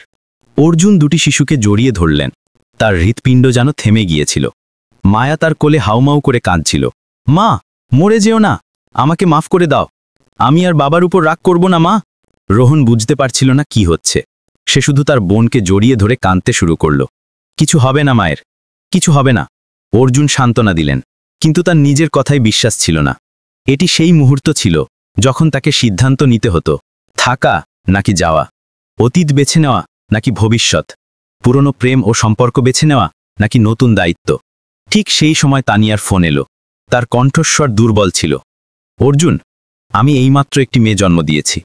আমি তার নাম মিকা রেখেছি। অর্জুন চুপ করে রইলেন। কি বলবেন বুঝতে পারছিলেন না। বাচ্চাটি সুস্থ হতেই আমি আমেরিকা চলে যাব। আমার বয়ফ্রেন্ড সব আনুষ্ঠানিকতা পূরণ করে ফেলেছে। আজ থেকে আমাদের কোনো সম্পর্ক নেই এবং শিশুটি নতুন বাবা পাবে। তুমি তোমার পুরনো বাচ্চাদের খেয়াল রাখো। তানিয়ার কণ্ঠে কিছুটা তিক্ততা ছিল। আমি তোমাদের সুখ কামনা করি। ফোন কেটে গেল। আধা ঘন্টা উত্তেজনার পর জরুরি ঘরের দরজা খুলল। একজন ক্লান্ত ডাক্তার বাইরে এলেন। আপাতত বিপদ কেটে গেছে, কিন্তু অবস্থা খুবই খারাপ। সম্ভবত তিনি বাক্যটি শেষ করলেন না। তার চোখ সবকিছু বলে দিল। তাকে দ্রুত সিঙ্গাপুরে নিয়ে যেতে হবে। সেখানে একটি নতুন চিকিৎসা পদ্ধতি আছে। মাউন্ট এলিজাবেথে আমার একজন পরিচিত আছে। আমি এখনই যোগাযোগ করতে পারি। তাড়াতাড়ি করো। অর্জুন প্রায় চিৎকার করে উঠলেন। খরচ যতই বেশি হোক না কেন। মায়া ঘরে ছুটে গেল। মায়ের বিছানার পাশে হাঁটু ঘেরে বসে পড়ল। প্রিয়া চোখ খুলল, একটি দুর্বল হাসি দিল। আমার ভয় হচ্ছিল যে আমি বিদায় জানাতে পারবো না। এসব বলো না মা, তুমি ঠিক হয়ে যাবে। মায়া ফুপিয়ে উঠল। মায়া বেটা, শক্তিশালী থেকো, ভাইয়ের খেয়াল রেখো এবং তোমার বাবাকে মাফ করে দিও। তিনি একজন ভালো মানুষ, শুধু পথ হারিয়েছিলেন। আমি তাকে মাফ করে দিয়েছি মা। আমি আর তার উপর রাগ করে নেই। শুধু আপনি ঠিক হয়ে যান। মায়া হাউমাউ করে কেঁদে উঠল। অর্জুন বিছানার কাছে এলেন, প্রিয়ার হাত ধরলেন। আমি আর কোথাও যাব না, আমি এখানেই থাকব এবং তোমার আর বাচ্চাদের যত্ন নেব। আমি তানিয়াকে তালাক দিয়েছি। তুমি এটা ভুল করেছ, প্রিয়া ফিসফিস করে বলল। ওই শিশুটি নির্দোষ। আমি সামলে নেব। তুমি শুধু তোমার চিকিৎসার দিকে মনোযোগ দাও। কাল আমি তোমাকে সিঙ্গাপুরে নিয়ে যাব, সেরা হাসপাতালে। অর্জুন, প্রিয়া মাঝখানে কথা কেটে দিল। আমি আমার অবস্থা জানি, কিন্তু ধন্যবাদ যে তুমি ফিরে এসেছ। কম করে হলেও বাচ্চাদের কাছে তাদের বাবা আছেন। এসব বলো না। অর্জুনের কণ্ঠস্বর ভারী হয়ে গেল। তুমি ঠিক হয়ে যাবে। আমরা একসাথে বাচ্চাদের বড় করব। স্বামী স্ত্রীর মতো নয়, বরং বন্ধু আর পরিবারের মতো। তোমাকে বাচ্চাদের জন্য বাঁচতে হবে। প্রিয়া হাসল। অশ্রু তার গালে গড়িয়ে পড়ল। জানো, আমি অনেক আগে থেকেই নিজেকে প্রস্তুত করে নিয়েছিলাম, কিন্তু এখন তোমাকে বাচ্চাদের যত্ন নিতে দেখে আমার বেশি শান্তি লাগছে। আমার কাছে ওয়াদা করো, যাই ঘটুক না কেন, তুমি তাদের আর কখনো ছেড়ে যাবে না। আমি কসম খাচ্ছি। অর্জুন তার প্রাক্তন স্ত্রীর হাত শক্ত করে ধরলেন। আমি আমার জীবনের শপথ করে বলছি, আমি আমার বাচ্চাদের আর কখনো ছেড়ে যাব না। জানালার বাইরে মুম্বাইতে বৃষ্টি শুরু হয়ে গিয়েছিল। মৌসুমের প্রথম বৃষ্টি তার সাথে শীতলতা নিয়ে এসেছিল, যা বিগত কয়েকদিনের তীব্র গরমকে শান্ত করছিল। ছোট হাসপাতালের ঘরে একটি পরিবার বছরের পর বছর বিচ্ছিন্ন থাকার পর আবার এক হচ্ছিল, এই কথা না জেনেই যে ভবিষ্যতে আরও কত চ্যালেঞ্জ তাদের জন্য অপেক্ষা করছে। এই সিদ্ধান্তটি অর্জুনের জীবনের সবচেয়ে দীর্ঘ রাতে নেওয়া হয়েছিল। তালাকের কাগজে স্বাক্ষর করার পর তার কাছে তার প্রাক্তন স্ত্রীকে বাঁচানোর এবং সন্তানদের সাথে তার ভুল শুধরানোর দৃঢ় সংকল্প ছাড়া আর কিছুই ছিল না। পরের দিন সকালে তিনি তার সম্পত্তির ভাগাভাগির প্রক্রিয়া শেষ করার জন্য তার ব্যক্তিগত উকিলকে ফোন করলেন। স্যার, আপনি কি সত্যি এটা করতে চান? আমরা 500 কোটি টাকার সম্পত্তির কথা বলছি। ম্যাডাম তানিয়া যেভাবে দাবি করছেন, আপনি অর্ধেকের বেশি কোম্পানি, বাংলো, শেয়ার হারাবেন। আমি জানি, শুধু তার দাবি অনুযায়ী করো। আমার শুধু প্রিয়ার চিকিৎসা এবং বাচ্চাদের লালন পালনের জন্য যথেষ্ট টাকা চাই। তানিয়ার সন্তানের জন্ম এবং অর্জুনের তালাকের খবর দ্রুত ব্যবসায়ী মহলে ছড়িয়ে পড়ল। তার ফোন ক্রমাগত বাজতে থাকল। পার্টনাররা চিন্তিত ছিল, বন্ধুরা কৌতূহলী ছিল এবং সংবাদ মাধ্যম পিছু নিল। তিনি ফোন বন্ধ করে দিলেন, কোনো পরোয়া করলেন না। মাত্র ২৪ ঘন্টার মধ্যে যে সাম্রাজ্য তিনি এত কষ্ট করে গড়ে তুলেছিলেন তা ভেঙে পড়তে শুরু করল। তানিয়া দ্রুত তার শেয়ার এবং সমস্ত যৌথ উদ্যোগ থেকে তার টাকা বের করে নিল। অনেক পার্টনার এটা জানার পর মুখ ফিরিয়ে নিল যে এখন তার কাছে আর আগের মতো ক্ষমতা নেই। অর্জুন, তুমি সত্যি পাগল হয়ে গেছ। সঞ্জয় তার বেস্ট ফ্রেন্ড এবং বিজনেস পার্টনার ফোন করল। তুমি তোমার মরণাপন্ন প্রাক্তন স্ত্রীর জন্য সব ছেড়ে দিয়েছ। তুমি কি তোমার বাচ্চাদের কথা ভেবেছ? যখন কিছু থাকবে না তখন তাদের কিভাবে মানুষ করবে? আমার কাছে এখনও 2টি হাত আর একটি মগজ আছে। আমি একবার টাকা কামিয়েছি, আমি আবার কামাতে পারি, কিন্তু পরিবারের সাথে কাটানোর সময় কেনা যায় না। প্রাক্তন স্ত্রী, পুরনো বাচ্চা, এটা কি পরিবার? সঞ্জয় হাসল। যাই হোক, তোমার মতো বোকা বন্ধু আমার নেই। পরের দিন সকালে প্রিয়াকে সিঙ্গাপুরে নিয়ে যাওয়ার প্রক্রিয়া দ্রুত শুরু করা হলো, কিন্তু একটা সমস্যা ছিল। সম্পত্তির ভাগাভাগির পর অর্জুনের কাছে যে টাকা অবশিষ্ট ছিল তা বিদেশে বিশেষ চিকিৎসার খরচ মেটানোর জন্য যথেষ্ট ছিল না। তাকে তার বেন্টলি, দামি ঘড়ি এবং এমনকি হীরের বিয়ের আংটিও সাথে সাথে বিক্রি করতে হলো। বাবা, এখন কি করছো? মায়া জিজ্ঞাসা করল যখন সে তাকে গাড়ি বিক্রির কাগজে স্বাক্ষর করতে দেখল। আমার তোমার মায়ের চিকিৎসার জন্য টাকা দরকার, তিনি জবাব দিলেন। কিন্তু ওটা তো আপনার গাড়ি, আপনি ওটা খুব ভালোবাসেন, রোহন সরলভাবে বলল। আমি তোমাদেরকে বেশি ভালোবাসি। অর্জুন তার ছেলের মাথায় হাত বুলিয়ে দিলেন। বিমানটি যখন উড়ল তখন প্রিয়ার অবস্থা হঠাৎ খারাপ হয়ে গেল। তার শ্বাস প্রশ্বাস দ্রুত হয়ে গেল এবং ঘাম এমনভাবে ছুটছিল যেন সে স্নান করেছে। জরুরি অবতরণ করো, অর্জুন পাইলটের উপর চিৎকার করলেন। কিন্তু প্রিয়া তার হাত ধরল। না, উড়তে থাকো। আমি চাই যে বাচ্চারা সেরা সুযোগ পাক। মা, আপনার কি খুব ব্যথা হচ্ছে? মায়া তার মায়ের ঘাম মুছিয়ে দিল। তার হাত কাঁপছিল। আমি ঠিক আছি, শুধু একটু ক্লান্ত। প্রিয়া হাসার চেষ্টা করল। পুরো উড়ান জুড়ে সে ব্যথায় কাতরাতে থাকল, কিন্তু হাসার চেষ্টা করতে থাকল যাতে যখনই বাচ্চারা তার দিকে তাকায় তখন যেন সব ঠিক আছে মনে হয়। অর্জুন পাশে বসেছিলেন, তার বুক জ্বলছিল। তার বহু বছর আগের সেই উড়ানের কথা মনে পড়ল যখন পুরো পরিবার দার্জিলিং ঘুরতে গিয়েছিল। প্রিয়া বিমানকে ভয় পেত। সে পুরো যাত্রা জুড়ে তার হাত শক্ত করে ধরে রেখেছিল। অর্জুন, আমার ভয় লাগছে, সে তার কানে ফিসফিস করে বলেছিল। ভয় পেও না, আমি আছি তো। তিনি তাকে নিজের বাহুতে জড়িয়ে নিয়েছিলেন। এখন সেই একই হাত, কিন্তু পাতলা আর ঠান্ডা। সেই একই মহিলা, কিন্তু ধীরে ধীরে জীবন থেকে দূরে সরে যাচ্ছিল। মাউন্ট এলিজাবেথ হাসপাতালে এশিয়ার শীর্ষ মেডিকেল টিম রোগীকে ভর্তি করল। প্রফেসর লিম, সিঙ্গাপুরের 1 নম্বর ক্যান্সার বিশেষজ্ঞ, ব্যক্তিগতভাবে প্রিয়ার পরীক্ষা করলেন। 2 দিনের পরীক্ষা ও পরামর্শের পর তিনি অর্জুনকে তার ব্যক্তিগত ঘরে ডাকলেন। মেরিনা বের দৃশ্যের সাথে সেই চমৎকার ঘরে অর্জুনের কেবল রোগ নির্ণয়ের ফলাফলের চিন্তা ছিল। আমি আপনার সাথে মিথ্যা বলবো না, অবস্থা খুবই গুরুতর, ক্যান্সার মস্তিষ্কে ছড়িয়ে পড়েছে। কিন্তু তিনি চশমা ঠিক করতে গিয়ে ইতস্তত করলেন। কিন্তু কি প্রফেসর? অর্জুন অধৈর্য হলেন। আমেরিকা থেকে একটি পরীক্ষামূলক চিকিৎসা পদ্ধতি আছে যা ন্যানো প্রযুক্তির সাথে ইমিউনোথেরাপি ব্যবহার করে। সফলতার হার মাত্র 30%, খরচ অনেক বেশি, পুরো কোর্সের জন্য প্রায় 5 লক্ষ আমেরিকান ডলার, এবং প্রক্রিয়াটি রোগীর জন্য অত্যন্ত বেদনাদায়ক হবে। শুরু করুন, অর্জুন বিনা দ্বিধায় বললেন। যদি 1% সুযোগ থাকে তবে আমি চেষ্টা করতে চাই। আপনার কি পর্যাপ্ত আর্থিক সক্ষমতা আছে? প্রফেসর লিম তাকে একটি অর্থপূর্ণ দৃষ্টিতে দেখলেন। তিনি সংবাদ মাধ্যম মারফত অর্জুনের পরিস্থিতি সম্পর্কে জানতেন। আমি ব্যবস্থা করে নেব, অর্জুন দৃঢ়তার সাথে বললেন। প্রফেসরের ঘর থেকে বেরিয়ে তিনি টাকা ধার করার জন্য তার সমস্ত পরিচিতদের ফোন করলেন। কিন্তু যখন তারা শুনল যে তার তালাক হয়ে গেছে এবং তিনি তার বেশিরভাগ সম্পত্তি হারিয়েছেন, তখন কেউই এত বড় অঙ্কের টাকা ধার দিতে রাজি হল না। মাফ করা অর্জুন, আমিও সমস্যায় আছি। তুমি বোঝই তো, অর্থনীতি খারাপ চলছে। তুমি পাগল? তোমার প্রাক্তন স্ত্রীর চিকিৎসা করাচ্ছ? শীতল প্রত্যাখ্যানগুলো তার হৃদয়ে ছুরির মতো বিঁধল। হতাশ হয়ে অর্জুন মুম্বাইতে তার অবশিষ্ট ছোট অ্যাপার্টমেন্টটিও বিক্রি করার সিদ্ধান্ত নিলেন, যেখানে তিনি তার সন্তানদের সাথে থাকার পরিকল্পনা করেছিলেন। বাবা, আমরা যদি বাড়ি বিক্রি করে দিই তবে কোথায় থাকব? মায়া এটা জানার পর জিজ্ঞেস করল। আমরা ভাড়া বাড়িতে থাকব। জরুরি হলো আগে তোমার মাকে বাঁচানো। নাকি আমরা আমাদের পুরনো ভাড়াঘরেই ফিরে যাই? রোহন পরামর্শ দিল। আমার সেখানে অভ্যাস আছে, প্রতিবেশীরা খুব ভালো। অর্জুন ভারী কণ্ঠে 2 শিশুকে জড়িয়ে ধরলেন। না, আমি সব সামলে নেব, তোমরা চিন্তা করো না। চিকিৎসার কোর্সটি ভয়ানক ব্যথা নিয়ে শুরু হলো। প্রিয়ার ক্রমাগত বমি হচ্ছিল। ওষুধের কারণে তার পুরো শরীর মোচড় দিত। চুল গুচ্ছ করে ঝরে যাচ্ছিল এবং ত্বক কাগজের মতো হলুদ হয়ে গেছিল। অর্জুন, আমার খুব ব্যথা হচ্ছে, আমাকে মরে যেতে দাও। না, তোমাকে বাচ্চাদের জন্য বাঁচতে হবে। অর্জুন চিৎকার করে উঠলেন, অশ্রু প্রবাহিত হতে লাগল। তিনি নিজেকে কখনো এত অসহায় অনুভব করেননি। টাকা, ক্ষমতা সবকিছু মৃত্যুর সামনে বৃথা ছিল। মায়া এক মুহূর্তের জন্য তার মায়ের কাছ থেকে দূরে সরেনি। সে ছোটখাটো সবকিছুর খেয়াল রাখত। সে তার মাকে স্পঞ্জবাত দিত। এক চামচ দলিয়া বা ওটস খাওয়াতেন এবং একটি শিশুর মতো ডায়াপার বদলাতেন। ঠেকে গেছ? অর্জুন জিজ্ঞাসা করলেন যখন তিনি তার মেয়েকে ঘুমের অভাবে চেয়ারের ওপর গড়িয়ে পড়তে দেখলেন। আমার অভ্যাস আছে। যখন মা প্রথমবার অসুস্থ হয়েছিল তখনও আমি এভাবেই দেখাশোনা করতাম। মায়া ক্লান্ত স্বরে উত্তর দিল। 12 বছরের মেয়েটি যেন এক রাতেই বড় হয়ে গিয়েছিল। অদ্ভুত শান্তিতে প্রতিটি কাজ সামলাচ্ছিল।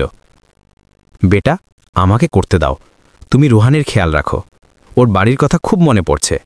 মায়া মাঝখানে কথা বলল। হ্যাঁ, রোহান অপরিচিত পরিবেশের কারণে মানসিক চাপের লক্ষণ দেখাচ্ছিল। সে প্রায়ই রাতে কাঁদত এবং তাদের পুরনো ভাড়াঘরে ফিরে যাওয়ার জন্য জেদ করত। বাবা, মা কবে সুস্থ হবে যাতে আমরা বাড়ি যেতে পারি? তাড়াতাড়ি হবে বেটা, অর্জুন তাকে সান্ত্বনা দিলেন। কিন্তু কখন তাড়াতাড়ি আসবে তা তিনি নিজেও জানতেন না। চিন্তা এবং আশার মধ্যে 1 মাস কেটে গেল। বেশ কিছু সহায়ক ঔষধ ব্যবহারের কারণে চিকিৎসার খরচ বেড়ে গেল। অর্জুনকে উচ্চ সুদের হারে ঋণ নিতে হলো। এমনকি নিজের ল্যাপটপ এবং ফোনও বন্ধক রাখতে হলো। তিনি অতিরিক্ত আয়ের জন্য সিঙ্গাপুরে কাজ খুঁজতে শুরু করলেন। ফ্রিল্যান্স ডিজাইনের কাজ করতে লাগলেন। এক শক্তিশালী বিলিয়নার থেকে এখন তাকে সামান্য দামে রাত জেগে আর্কিটেকচারাল ড্রয়িং তৈরি করতে হতো। তুমি কি করছো? প্রিয়া হুঁশ ফিরে আসার পর জিজ্ঞেস করল। সামান্য কিছু কাজ করছি। অর্জুন আড়াল করার চেষ্টা করলেন। আমাকে ধোঁকা দিও না, আমি জানি তুমি কষ্টে আছো। থামো, আমি চাই না তুমি আমার জন্য কষ্ট সহ্য করো। এমন কথা বলো না, তিনি রাগের সাথে বললেন। আমি এসব বাচ্চাদের জন্য করছি, তোমার জন্য নয়। তাই তোমাকে বাঁচতে হবে, তোমাকে সুস্থ হতে হবে। চমৎকারভাবে 1 মাস নরকের পর প্রিয়া চিকিৎসায় সাড়া দিতে শুরু করলেন। তার ফুসফুসের টিউমার 40% পর্যন্ত সংকুচিত হয়েছিল এবং ক্যান্সার কোষের বিস্তার থেমে গিয়েছিল। এটা একটা বিরল ঘটনা। প্রফেসর লিম উত্তেজিত ছিলেন, কিন্তু এখনই খুশি হবেন না। রোগীর কমপক্ষে 6 থেকে 12 মাস ক্রমাগত চিকিৎসার প্রয়োজন এবং সম্পূর্ণ সুস্থ হওয়ার সম্ভাবনা বাড়ানোর জন্য বোন ম্যারো ট্রান্সপ্ল্যান্ট সবচেয়ে ভালো হবে। Bone marrow transplant? অর্জুন চিন্তিত হয়ে উঠলেন। কত খরচ হবে? প্রায় $2 লাখ এবং এর বাইরে অপারেশনের পরবর্তী খরচ আলাদা। এই বিশাল অঙ্কের পরিমাণ অর্জুনকে চমকে দিল। তিনি সমস্ত সম্পদ শেষ করে ফেলেছিলেন, কিন্তু প্রিয়াকে ধীরে ধীরে সুস্থ হতে দেখে, তার বাচ্চাদের মুখে মাকে ভালো দেখে হাসি দেখে তিনি জানতেন যে তিনি থামতে পারবেন না। বাবা, আমি কি পার্ট টাইম কাজ করতে পারি? মায়া হঠাৎ জিজ্ঞেস করল। আমি বাসন ধুতে, ঘর পরিষ্কার করতে পারি। এখানে হয়তো ভারতের চেয়ে বেশি মাইনে পাওয়া যাবে। না, অর্জুন গম্ভীর স্বরে বললেন। তোমাকে পড়াশোনা করতে হবে, আমি সব সামলে নেব। তিনি ভারতে ফোন করলেন। প্রিয়ার মাকেও চিকিৎসার জন্য নিয়ে আসার ব্যবস্থা করলেন। আরও একজন ব্যক্তির খরচ বেড়ে গেল, কিন্তু তিনি বুড়ি মহিলাকে বাড়িতে একা ছেড়ে দিতে পারতেন না।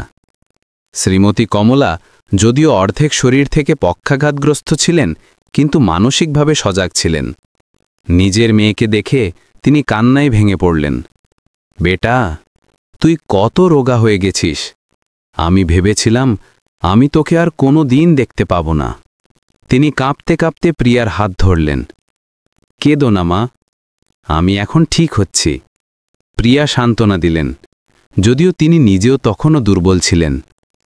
নানি, রোহান বিছানায় লাফিয়ে উঠে তাকে জড়িয়ে ধরল। আমার আপনাকে খুব মনে পড়েছে। এখানে বড় টিভি আছে, এসি আছে, খুব ঠান্ডা নানি। শিশুটির নিষ্পাপতা পুরো ঘরকে উষ্ণতায় ভরিয়ে দিল।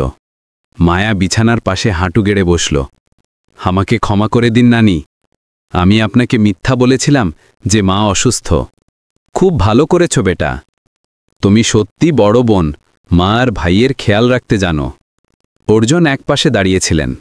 এই উষ্ণ পারিবারিক ছবিতে নিজেকে একজন বহিরাগতের মতো অনুভব করছিলেন। এত বছরের অনুপস্থিতিতে তিনি কত গুরুত্বপূর্ণ মুহূর্ত হারিয়েছিলেন। কিন্তু তারপর শ্রীমতী কমলা তার দিকে তাকালেন। ধন্যবাদ বেটা যে তুমি ফিরে এসেছ, দেরিতে হলেও, কিন্তু কখনো না আসার চেয়ে ভালো। আমি খুশি যে প্রিয়া আর বাচ্চাদের পাশে তুমি আছো। প্রিয়া যখন সিঙ্গাপুরে চিকিৎসা করাচ্ছিলেন, অর্জুন ভারত থেকে খবর পেলেন। তার পুরনো কোম্পানি, যা এখন তানিয়ার ছিল, খারাপ পরিচালনার কারণে বিপদে ছিল। বেশ কয়েকটি প্রকল্প থেমে গিয়েছিল এবং পার্টনাররা টাকা তুলে নিচ্ছিলেন। তানিয়া কোম্পানিকে সস্তায় বিক্রি করে দিয়েছিলেন এবং তার নতুন প্রেমিকের সাথে তার মেয়েকে নিয়ে আমেরিকায় বসতি স্থাপন করেছিলেন। সঞ্জয় ফোন করলেন, দেখলে সব কিছু শেষ হয়ে গেল। এখন আফসোস করেও কোনো লাভ নেই। আমার কোনো আফসোস নেই, অর্জুন উত্তর দিলেন। জীবনে প্রথমবারের মতো আমার মনে হচ্ছে যে আমি সত্যি অর্থে বেঁচে আছি। সত্যি অর্থে বেঁচে আছো? অভাবে তোমার প্রাক্তন স্ত্রীর চিকিৎসার জন্য ঋণে ডুবে? সঞ্জয় কটাক্ষ করলেন। হ্যাঁ, আর নিজের বাচ্চাদের হাসতে দেখে, তাদের বাবা বলতে শুনে, নিজের ভুল শুধরে। তোমার কাছে কোটি কোটি আছে, কিন্তু তোমার কাছে এই জিনিসগুলো নেই। ব্যাংক থেকে ঋণের নোটিশ পাঠানো হলো। তার সমস্ত সম্পত্তি বিক্রি করার পরেও অর্জুনের উপর ব্যবসার সময়ের প্রায় 10 কোটির ঋণ বাকি ছিল। বর্তমান পরিস্থিতিতে তিনি তা পরিশোধ করতে পারতেন না। স্যার, ব্যাংক আপনার বিরুদ্ধে মামলা করার হুমকি দিচ্ছে, আইনজীবী ফোনে জানালেন। যদি আপনি হেরে যান, আপনার জেল হতে পারে। হতে দাও, অর্জুন ক্লান্তভাবে বললেন। আমার কাছে আর হারানোর কিছু নেই। বাবা! মায়া উদ্বিগ্ন মুখ নিয়ে কাছে দাঁড়ালো। আমি ফোনে কথা শুনেছি। আপনাকে কি জেলে যেতে হবে? না বেটা, আমি সব সামলে নেব, তিনি তাকে আশ্বস্ত করলেন। কিন্তু মায়া মাথা নাড়াল। আমার সাথে মিথ্যা বলবেন না। আমি জানি আপনি মায়ের চিকিৎসার কারণে সমস্যায় আছেন। এটা থামিয়ে দিন বাবা। মায়া, অর্জুন গম্ভীর স্বরে বললেন, আমি বলেছিলাম আমি হার মানব না। তোমার মা সুস্থ হচ্ছে, শুধু বোন ম্যারো ট্রান্সপ্লান্টের দরকার, আর তারপর তার সুস্থ হবার সুযোগ আছে। আমি মরে যেতেও রাজি। তিনি আবেগপ্রবণ হয়ে বাক্যটি শেষ করতে পারলেন না। মায়া তার বাবাকে জড়িয়ে ধরে কান্নায় ভেঙে পড়ল। আমাকে ক্ষমা করে দিন বাবা, আমাকে ক্ষমা করে দিন যে আমি আপনাকে ঘৃণা করতাম। আপনি দুনিয়ার সেরা মানুষ। কেঁদো না। অর্জুন তার মেয়ের মাথায় হাত বুলিয়ে দিলেন। আমার তোমার কাছে ক্ষমা চাওয়া উচিত, গত 5 বছর ধরে গায়েব থাকার জন্য। প্রফেসর লিম আপনার সাথে দেখা করতে চান, একজন নার্স এসে জানালেন। অর্জুনের বুক ধরফর করে উঠল। কোনো খারাপ খবর ছিল কি? কিন্তু যখন তিনি ঘরে গেলেন, প্রফেসর হাসলেন। আমার কাছে ভালো খবর আছে। আপনার স্ত্রীর চিকিৎসায় খুব ভালো প্রতিক্রিয়া দিচ্ছেন।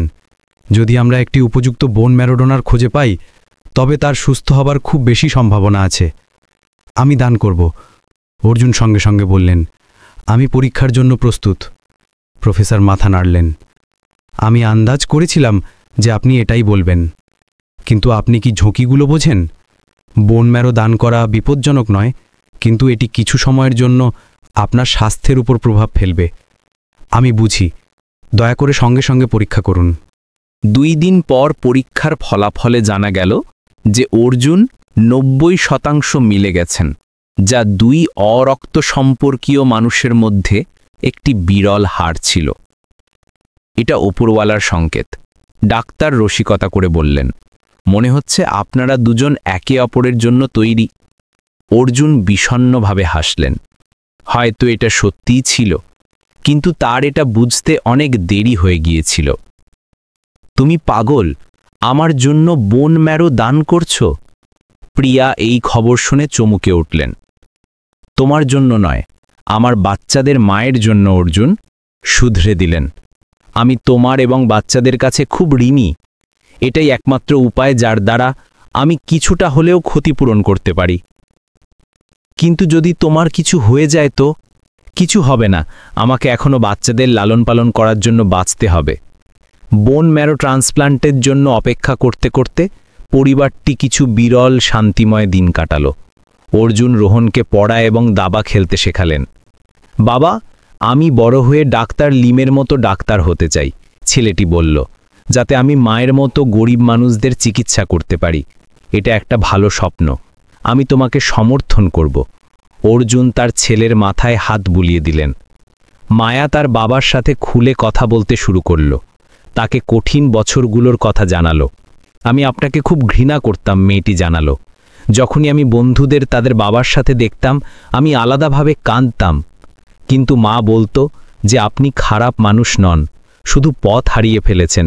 মা আপনার সব ছবি রেখে দিয়েছে, বলতো যে পরে আমাকে দেখাবে। আমার ছবি রেখেছেন? অর্জুন অবাক হলেন। হ্যাঁ, পুরো একটা অ্যালবাম। মা বলতো যে যাই হোক না কেন, আপনি সবসময় আমার বাবা থাকবেন। অর্জুনের গলা ধরে এলো। যে সব কিছু তিনি করেছিলেন, তারপরেও প্রিয়া তার বাচ্চাদের তাকে ভালোবাসতে শিখিয়েছিল। এটাই সত্যিকারের ভালোবাসা ছিল, নিঃস্বার্থ, কোনো দাবি ছাড়াই, কেবল তাদের বাচ্চাদের খুশি কামনা করা। আমি ওয়াদা করছি যে আমি তোমাকে আর কোনো দিন হতাশ করব না। তিনি তার মেয়েকে জড়িয়ে ধরলেন। আমি জানি, কারণ আপনি তা প্রমাণ করে দিয়েছেন।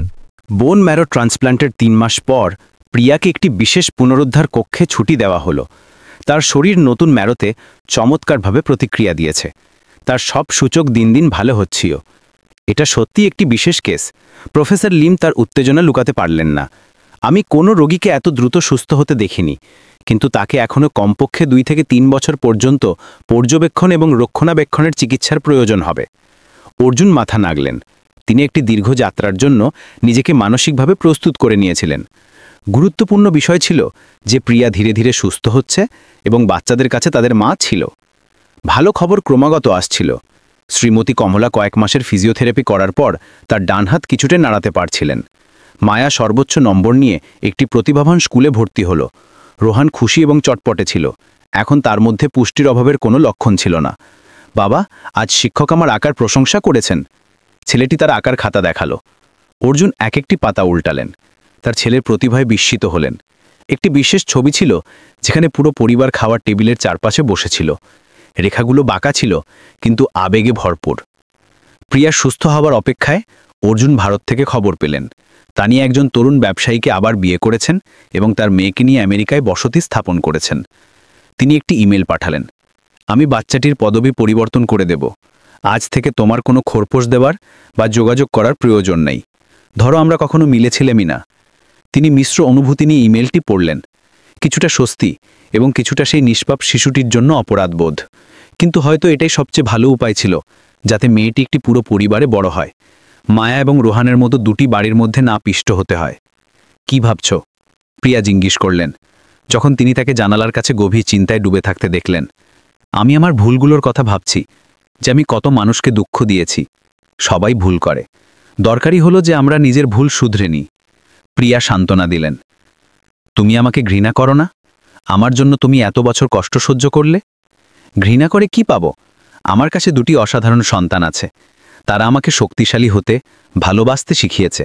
যদি তারা না থাকতো, তবে হয়তো আমার মধ্যে রোগের সাথে লড়াই করার শক্তি থাকতো না। মায়া ওষুধের ট্রে নিয়ে ঘরে এলো। মা, ওষুধ খেয়ে নাও। সে এখন লম্বা হয়ে গেছে। তার মুখে বুঝদারিত্ব স্পষ্ট ঝলক দিচ্ছিল। আমার ভালো মেয়ে। প্রিয়া তার চুলে হাত বুলিয়ে দিলেন। মায়া, তোমার কি স্বপ্ন? অর্জুন হঠাৎ জিজ্ঞেস করলেন। মায়া তার বাবার দিকে তাকালো। আমি ডাক্তার হতে চাই, যাতে আমি সেই গরিব মানুষদের চিকিৎসা করতে পারি, যেমন ডাক্তাররা মাকে বাঁচিয়েছেন। আমি তোমার পুরো সমর্থন করব। তিনি তার মেয়ের হাত ধরলেন। কিন্তু এই কারণে নয় যে আমি ধনী, বরং এই কারণে যে আমার তোমার যোগ্যতার ওপর বিশ্বাস আছে। এক শরতের সন্ধ্যায় যখন পুরো পরিবার হাসপাতালের ঘরে একত্রিত ছিল, মায়া একটি খাম বের করল। আমার কাছে সবার জন্য একটা উপহার আছে। ভেতরে ছিল একজন অলরাউন্ডার ছাত্রীর প্রশংসাপত্র এবং একটি ছোট চিঠি। ধন্যবাদ বাবা, ধন্যবাদ মা, ধন্যবাদ বাবা ফিরে আসার জন্য, ধন্যবাদ মা শক্তিশালী থাকার জন্য। আমি ওয়াদা করছি যে আমি সবসময় চেষ্টা করব এবং আপনাদের হতাশ করব না। আমি আপনাদের সবাইকে ভালোবাসি। প্রিয়া তার সন্তানকে জড়িয়ে ধরে কান্নায় ভেঙে পড়লেন। অর্জুনও নিজের চোখের জল আটকাতে পারলেন না। রোহান বিছানায় লাফিয়ে উঠল। আমিও আপনাদের সবাইকে ভালোবাসি। আমিও দিদির মতো বুদ্ধিমান হব। যেদিন প্রিয়াকে অস্থায়ীভাবে একটি গেস্ট হাউসে যাওয়ার অনুমতি দেওয়া হলো, পুরো পরিবার মিলে একটি বিশেষ খাবার তৈরি করল। 5 বছরেরও বেশি সময় পর তারা আবার একই টেবিলে বসেছিল। ঠিক আগের মতো। শ্রীমতী কমলা আবেগপ্রবণ হয়ে বললেন। তার ডান হাত কাঁপতে কাঁপতে চপস্টিক ধরছিল, যা কয়েক মাসের অভ্যাসের ফল ছিল। পুরোপুরি আগের মতো নয়। প্রিয়া অর্জুনের দিকে তাকিয়ে হাসলেন। কিন্তু হয়তো আরও ভালো, কারণ এখন আমরা একে অপরের আরও কদর করি। খাবার উষ্ণতায় ভরা পরিবেশে হল। রোহান ক্রমাগত স্কুলের কথা বলতে থাকল। মায়া শান্ত ছিল, কিন্তু যখন সে স্কুলে গরিব বন্ধুদের সাহায্য করার জন্য একটি চ্যারিটি প্রজেক্টের কথা বলল, তখন তার চোখ উজ্জ্বল হয়ে উঠল। আমি একটা স্কলারশিপ ফান্ড শুরু করতে চাই, যাতে আমার মতো বাচ্চাদের স্কুল যাবার সুযোগ মেলে। এটা একটা চমৎকার আইডিয়া। অর্জুন উত্তেজিত হয়ে উঠলেন। আমি এতে ফান্ড দেব। আমরা কি এর নাম আশা ফান্ড রাখতে পারি? খাওয়ার পর যখন বাচ্চারা ঘুমিয়ে গেল, অর্জুন এবং প্রিয়া বারান্দায় বসে সিঙ্গাপুরের আকাশ দেখছিলেন। তুমি কি কখনো ভেবেছিলে যে আমরা এই দিনে পৌঁছাবো? প্রিয়া জিজ্ঞেস করলেন। কখনো নয়। আমি ভেবেছিলাম যে আমি সব কিছু হারিয়ে ফেলেছি, কিন্তু তুমি হারোনি। তুমি টাকা এবং প্রতিপত্তির পরিবর্তে পরিবার এবং সম্পর্ককে বেছে নিয়েছ, এবং আমার কোনো আফসোস নেই। অর্জুন নিশ্চিত করলেন। আমার বাচ্চাদের বড় হতে দেখে, তোমাকে ধীরে ধীরে সুস্থ হতে দেখে আমি জানি যে আমি সঠিক নির্বাচন করেছি। আমরা আবার একসাথে হব না। প্রিয়া ধীরে ধীরে বললেন। আমি বুঝি। অর্জুন মাথা নাড়লেন। কিন্তু আমরা এখনও একটি পরিবার, বাচ্চাদের জন্য এবং সেই সম্পর্কের জন্য যা কখনো শেষ হতে পারে না। প্রিয়া হাসলেন। চাঁদের আলো তার মুখের ওপর পড়ছিল, যা এখনও রোগা ছিল কিন্তু জীবন শক্তিতে জ্বলজ্বল করছিল। দুজনেই চুপচাপ এই বিরল শান্তিপূর্ণ মুহূর্তের আনন্দ নিতে থাকলেন। বছর পেরিয়ে গেল। প্রিয়ার চিকিৎসা চলতে থাকল এবং তিনি চমৎকারভাবে সুস্থ হয়ে উঠলেন। যদিও পুরোপুরি সুস্থ হননি, কিন্তু তিনি প্রায় স্বাভাবিক জীবনযাপন করতে পারতেন। শুধু তাকে নিয়মিতভাবে হাসপাতালে যেতে হতো। অর্জুন সিঙ্গাপুরে একটি নতুন কোম্পানি শুরু করলেন। আয় আগের মতো ছিল না, কিন্তু পরিবারের দেখাশোনার জন্য পর্যাপ্ত ছিল। তিনি গরিব মেধাবী বাচ্চাদের সাহায্য করার জন্য একটি চ্যারিটি ফান্ড স্থাপন করার তার ওয়াদাও পূরণ করলেন। মায়া উৎকৃষ্ট নম্বর নিয়ে হাই স্কুল পাশ করল এবং একটি প্রতিভাবান মেডিকেল স্কুল থেকে সম্পূর্ণ স্কলারশিপ পেল। তার স্নাতক অনুষ্ঠানে ভাষণ দেওয়ার সময় সেই মেয়েটি, যে এখন একজন যুবতী হয়ে উঠেছে, পূর্ণ স্বরে বলল, আমি আমার মাকে ধন্যবাদ জানাতে চাই, যিনি আমাকে দৃঢ়তা শিখিয়েছেন। ধন্যবাদ বাবা, যিনি আমাকে শিখিয়েছেন যে ভুল শুধরে নিতে কখনো দেরি হয় না। ধন্যবাদ আমার ছোট ভাই এবং নানি। পরিবারই আমার সবচেয়ে বড় প্রেরণা ছিল, যে সে আমাকে হর মুশকিলসে পার পেতে সাহায্য করেছে। পুরো হল হাততালিতে ফেটে পড়ল। পরিবারের মর্মস্পর্শী গল্প শুনে অনেকের চোখে জল এলো। রোহন একটি প্রতিভাবান ছেলে হয়ে উঠল। কেবল চিত্রকলায় ভালো ছিল না, বরং পড়াশোনাতেও ভালো ছিল। সে প্রায়ই বলতো, আমি দুনিয়ার সবচেয়ে ভাগ্যবান, কারণ আমার কাছে মা, বাবা এবং দিদি আছে। তার নিষ্পাপতা একটি মলমের মতো ছিল, যা সমস্ত ক্ষত ভরিয়ে দিচ্ছিল। শ্রীমতী কমলা যদিও বুড়ি এবং দুর্বল ছিলেন, কিন্তু তার বাচ্চাদের এবং নাতি নাতনিদের একসাথে দেখে সবসময় হাসতেন। তিনি প্রায়ই বলতেন, ঈশ্বর আমাকে পরিবারকে খুশি দেখতে আরও সময় দিয়েছেন, আমি খুব সন্তুষ্ট। এক শীতের সন্ধ্যায় যখন পুরো পরিবার হিটারের কাছে বসেছিল, অর্জুন প্রস্তাব দিলেন, চলো একটি নতুন পারিবারিক ছবি তুলি। সবাই উত্তেজিতভাবে রাজি হয়ে গেল। ছবিটিতে কোনো বানানো ভাব বা দূরত্ব ছিল না। প্রিয়া মাঝখানে বসেছিলেন, তার দুপাশে বাচ্চারা ছিল। অর্জুন পিছনে দাঁড়িয়েছিলেন। তার হাত তার প্রাক্তন স্ত্রীর কাঁধে ছিল, একজন স্বামী হিসেবে নয়, বরং একজন বন্ধু, একজন পিতা হিসেবে। শ্রীমতী কমলা হুইলচেয়ারের সামনে বসেছিলেন। তার হাসি উজ্জ্বল ছিল। এটা একটি এমন পরিবারের ছবি ছিল যা পূর্ণ ছিল না, কিন্তু ভালোবাসায় ভরা ছিল। অনেক বছর পর যখন মায়া একজন সফল ডাক্তার হয়েছেন এবং রোহান একজন প্রতিভাবান চিত্রকর, তারা এখনও সেই কঠিন সময়কে মনে করত। ব্যথা বা ঘৃণা দিয়ে নয়, বরং কৃতজ্ঞতার সাথে, কারণ সেই চ্যালেঞ্জগুলোই তাদের শক্তিশালী, দয়ালু বানিয়েছিল এবং সবচেয়ে গুরুত্বপূর্ণ বিষয়, এটি তাদের একটি অনন্য শিক্ষা দিয়েছিল। পরিবার হয়তো সবচেয়ে নিখুঁত জায়গা না হতে পারে, কিন্তু এটি সেই জায়গা যেখানে যতই ঝড় আসুক না কেন, সম্পর্কের সুতো কখনো ছেড়ে যেতে পারে না। অর্জুন প্রায়ই তার যাত্রাকে পিছন ফিরে দেখতেন এবং নিজেকে বলতেন যে তার কাছে একসময়ে সব কিছু ছিল কিন্তু খুশি ছিল না। এখন অনেক কিছু হারানোর পর তিনি সবচেয়ে দামি জিনিসটি পেয়েছেন, পরিবার এবং সত্যিকারের ভালোবাসা। কিছু ভুল মোছা যায় না, কিছু ক্ষত ভরতে সময় লাগে, কিন্তু যখন মানুষ নিজের ভুল স্বীকার করে, অনুশোচনা করে এবং তা শোধরানোর চেষ্টা করে, তখন চমৎকার হতে পারে। ঠিক সেইভাবেই যেমন একটি ভাঙা পরিবার আবার এক হয়ে গেল, পুরনো রূপে নয়, বরং একটি নতুন, গভীর এবং আগের চেয়েও বেশি শক্তিশালী বন্ধনে। এই গল্প থেকে শিক্ষা, জীবনে আমরা প্রায় খ্যাতি এবং টাকার ঘূর্ণবর্তে ফেসে যাই। এইটা ভুলে যাই যে সত্যিকারের খুশি সবচেয়ে সরল জিনিসগুলোতে নিহিত।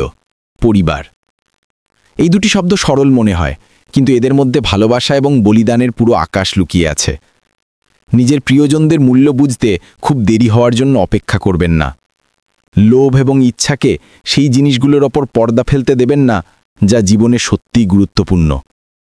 মনে রাখবেন, কোনো ভুল এমন নয় যা শোধরানো যায় না, যদি আমরা সত্যি মন থেকে অনুশোচনা করি এবং বদলাতে চেষ্টা করি।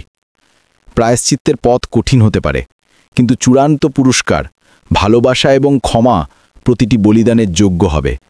কারণ টাকা আবার আয় করা যেতে পারে, খ্যাতি আবার তৈরি করা যেতে পারে, কিন্তু পরিবারের সাথে কাটানো সময় এবং সম্পর্ক একবার হারিয়ে গেলে আর কখনো ফিরে আসে না। প্রিয় দর্শকরা, অনুপ্রেরণামূলক গল্পগুলোর জগতে আমাদের সাথে পা রাখার জন্য ধন্যবাদ। আশা করি প্রতিটি গল্প আপনার জীবনের যাত্রায় একটি আলোকস্তম্ভের কাজ করবে। দয়া করে লাইক, সাবস্ক্রাইব এবং শেয়ার করুন, যাতে আমরা এই মানবিক মূল্যবোধগুলোকে ছড়িয়ে দিতে পারি। আপনারা সবসময় সুস্থ এবং শান্তিপূর্ণ থাকুন। বন্ধুরা, আপনারা সবাই কোথা থেকে এসেছেন এবং আপনাদের এই গল্পটি কেমন লাগলো কমেন্টে অবশ্যই জানাবেন। আমার দোয়া রইল যে আপনারা সবাই যেখানেই থাকেন সবসময় নিরাপদ এবং খুশি থাকুন। যদি আপনার কাছেও এমন কোনো আকর্ষণীয় গল্প থাকে, তবে তাকে আমরা সবার সাথে অবশ্যই শেয়ার করব।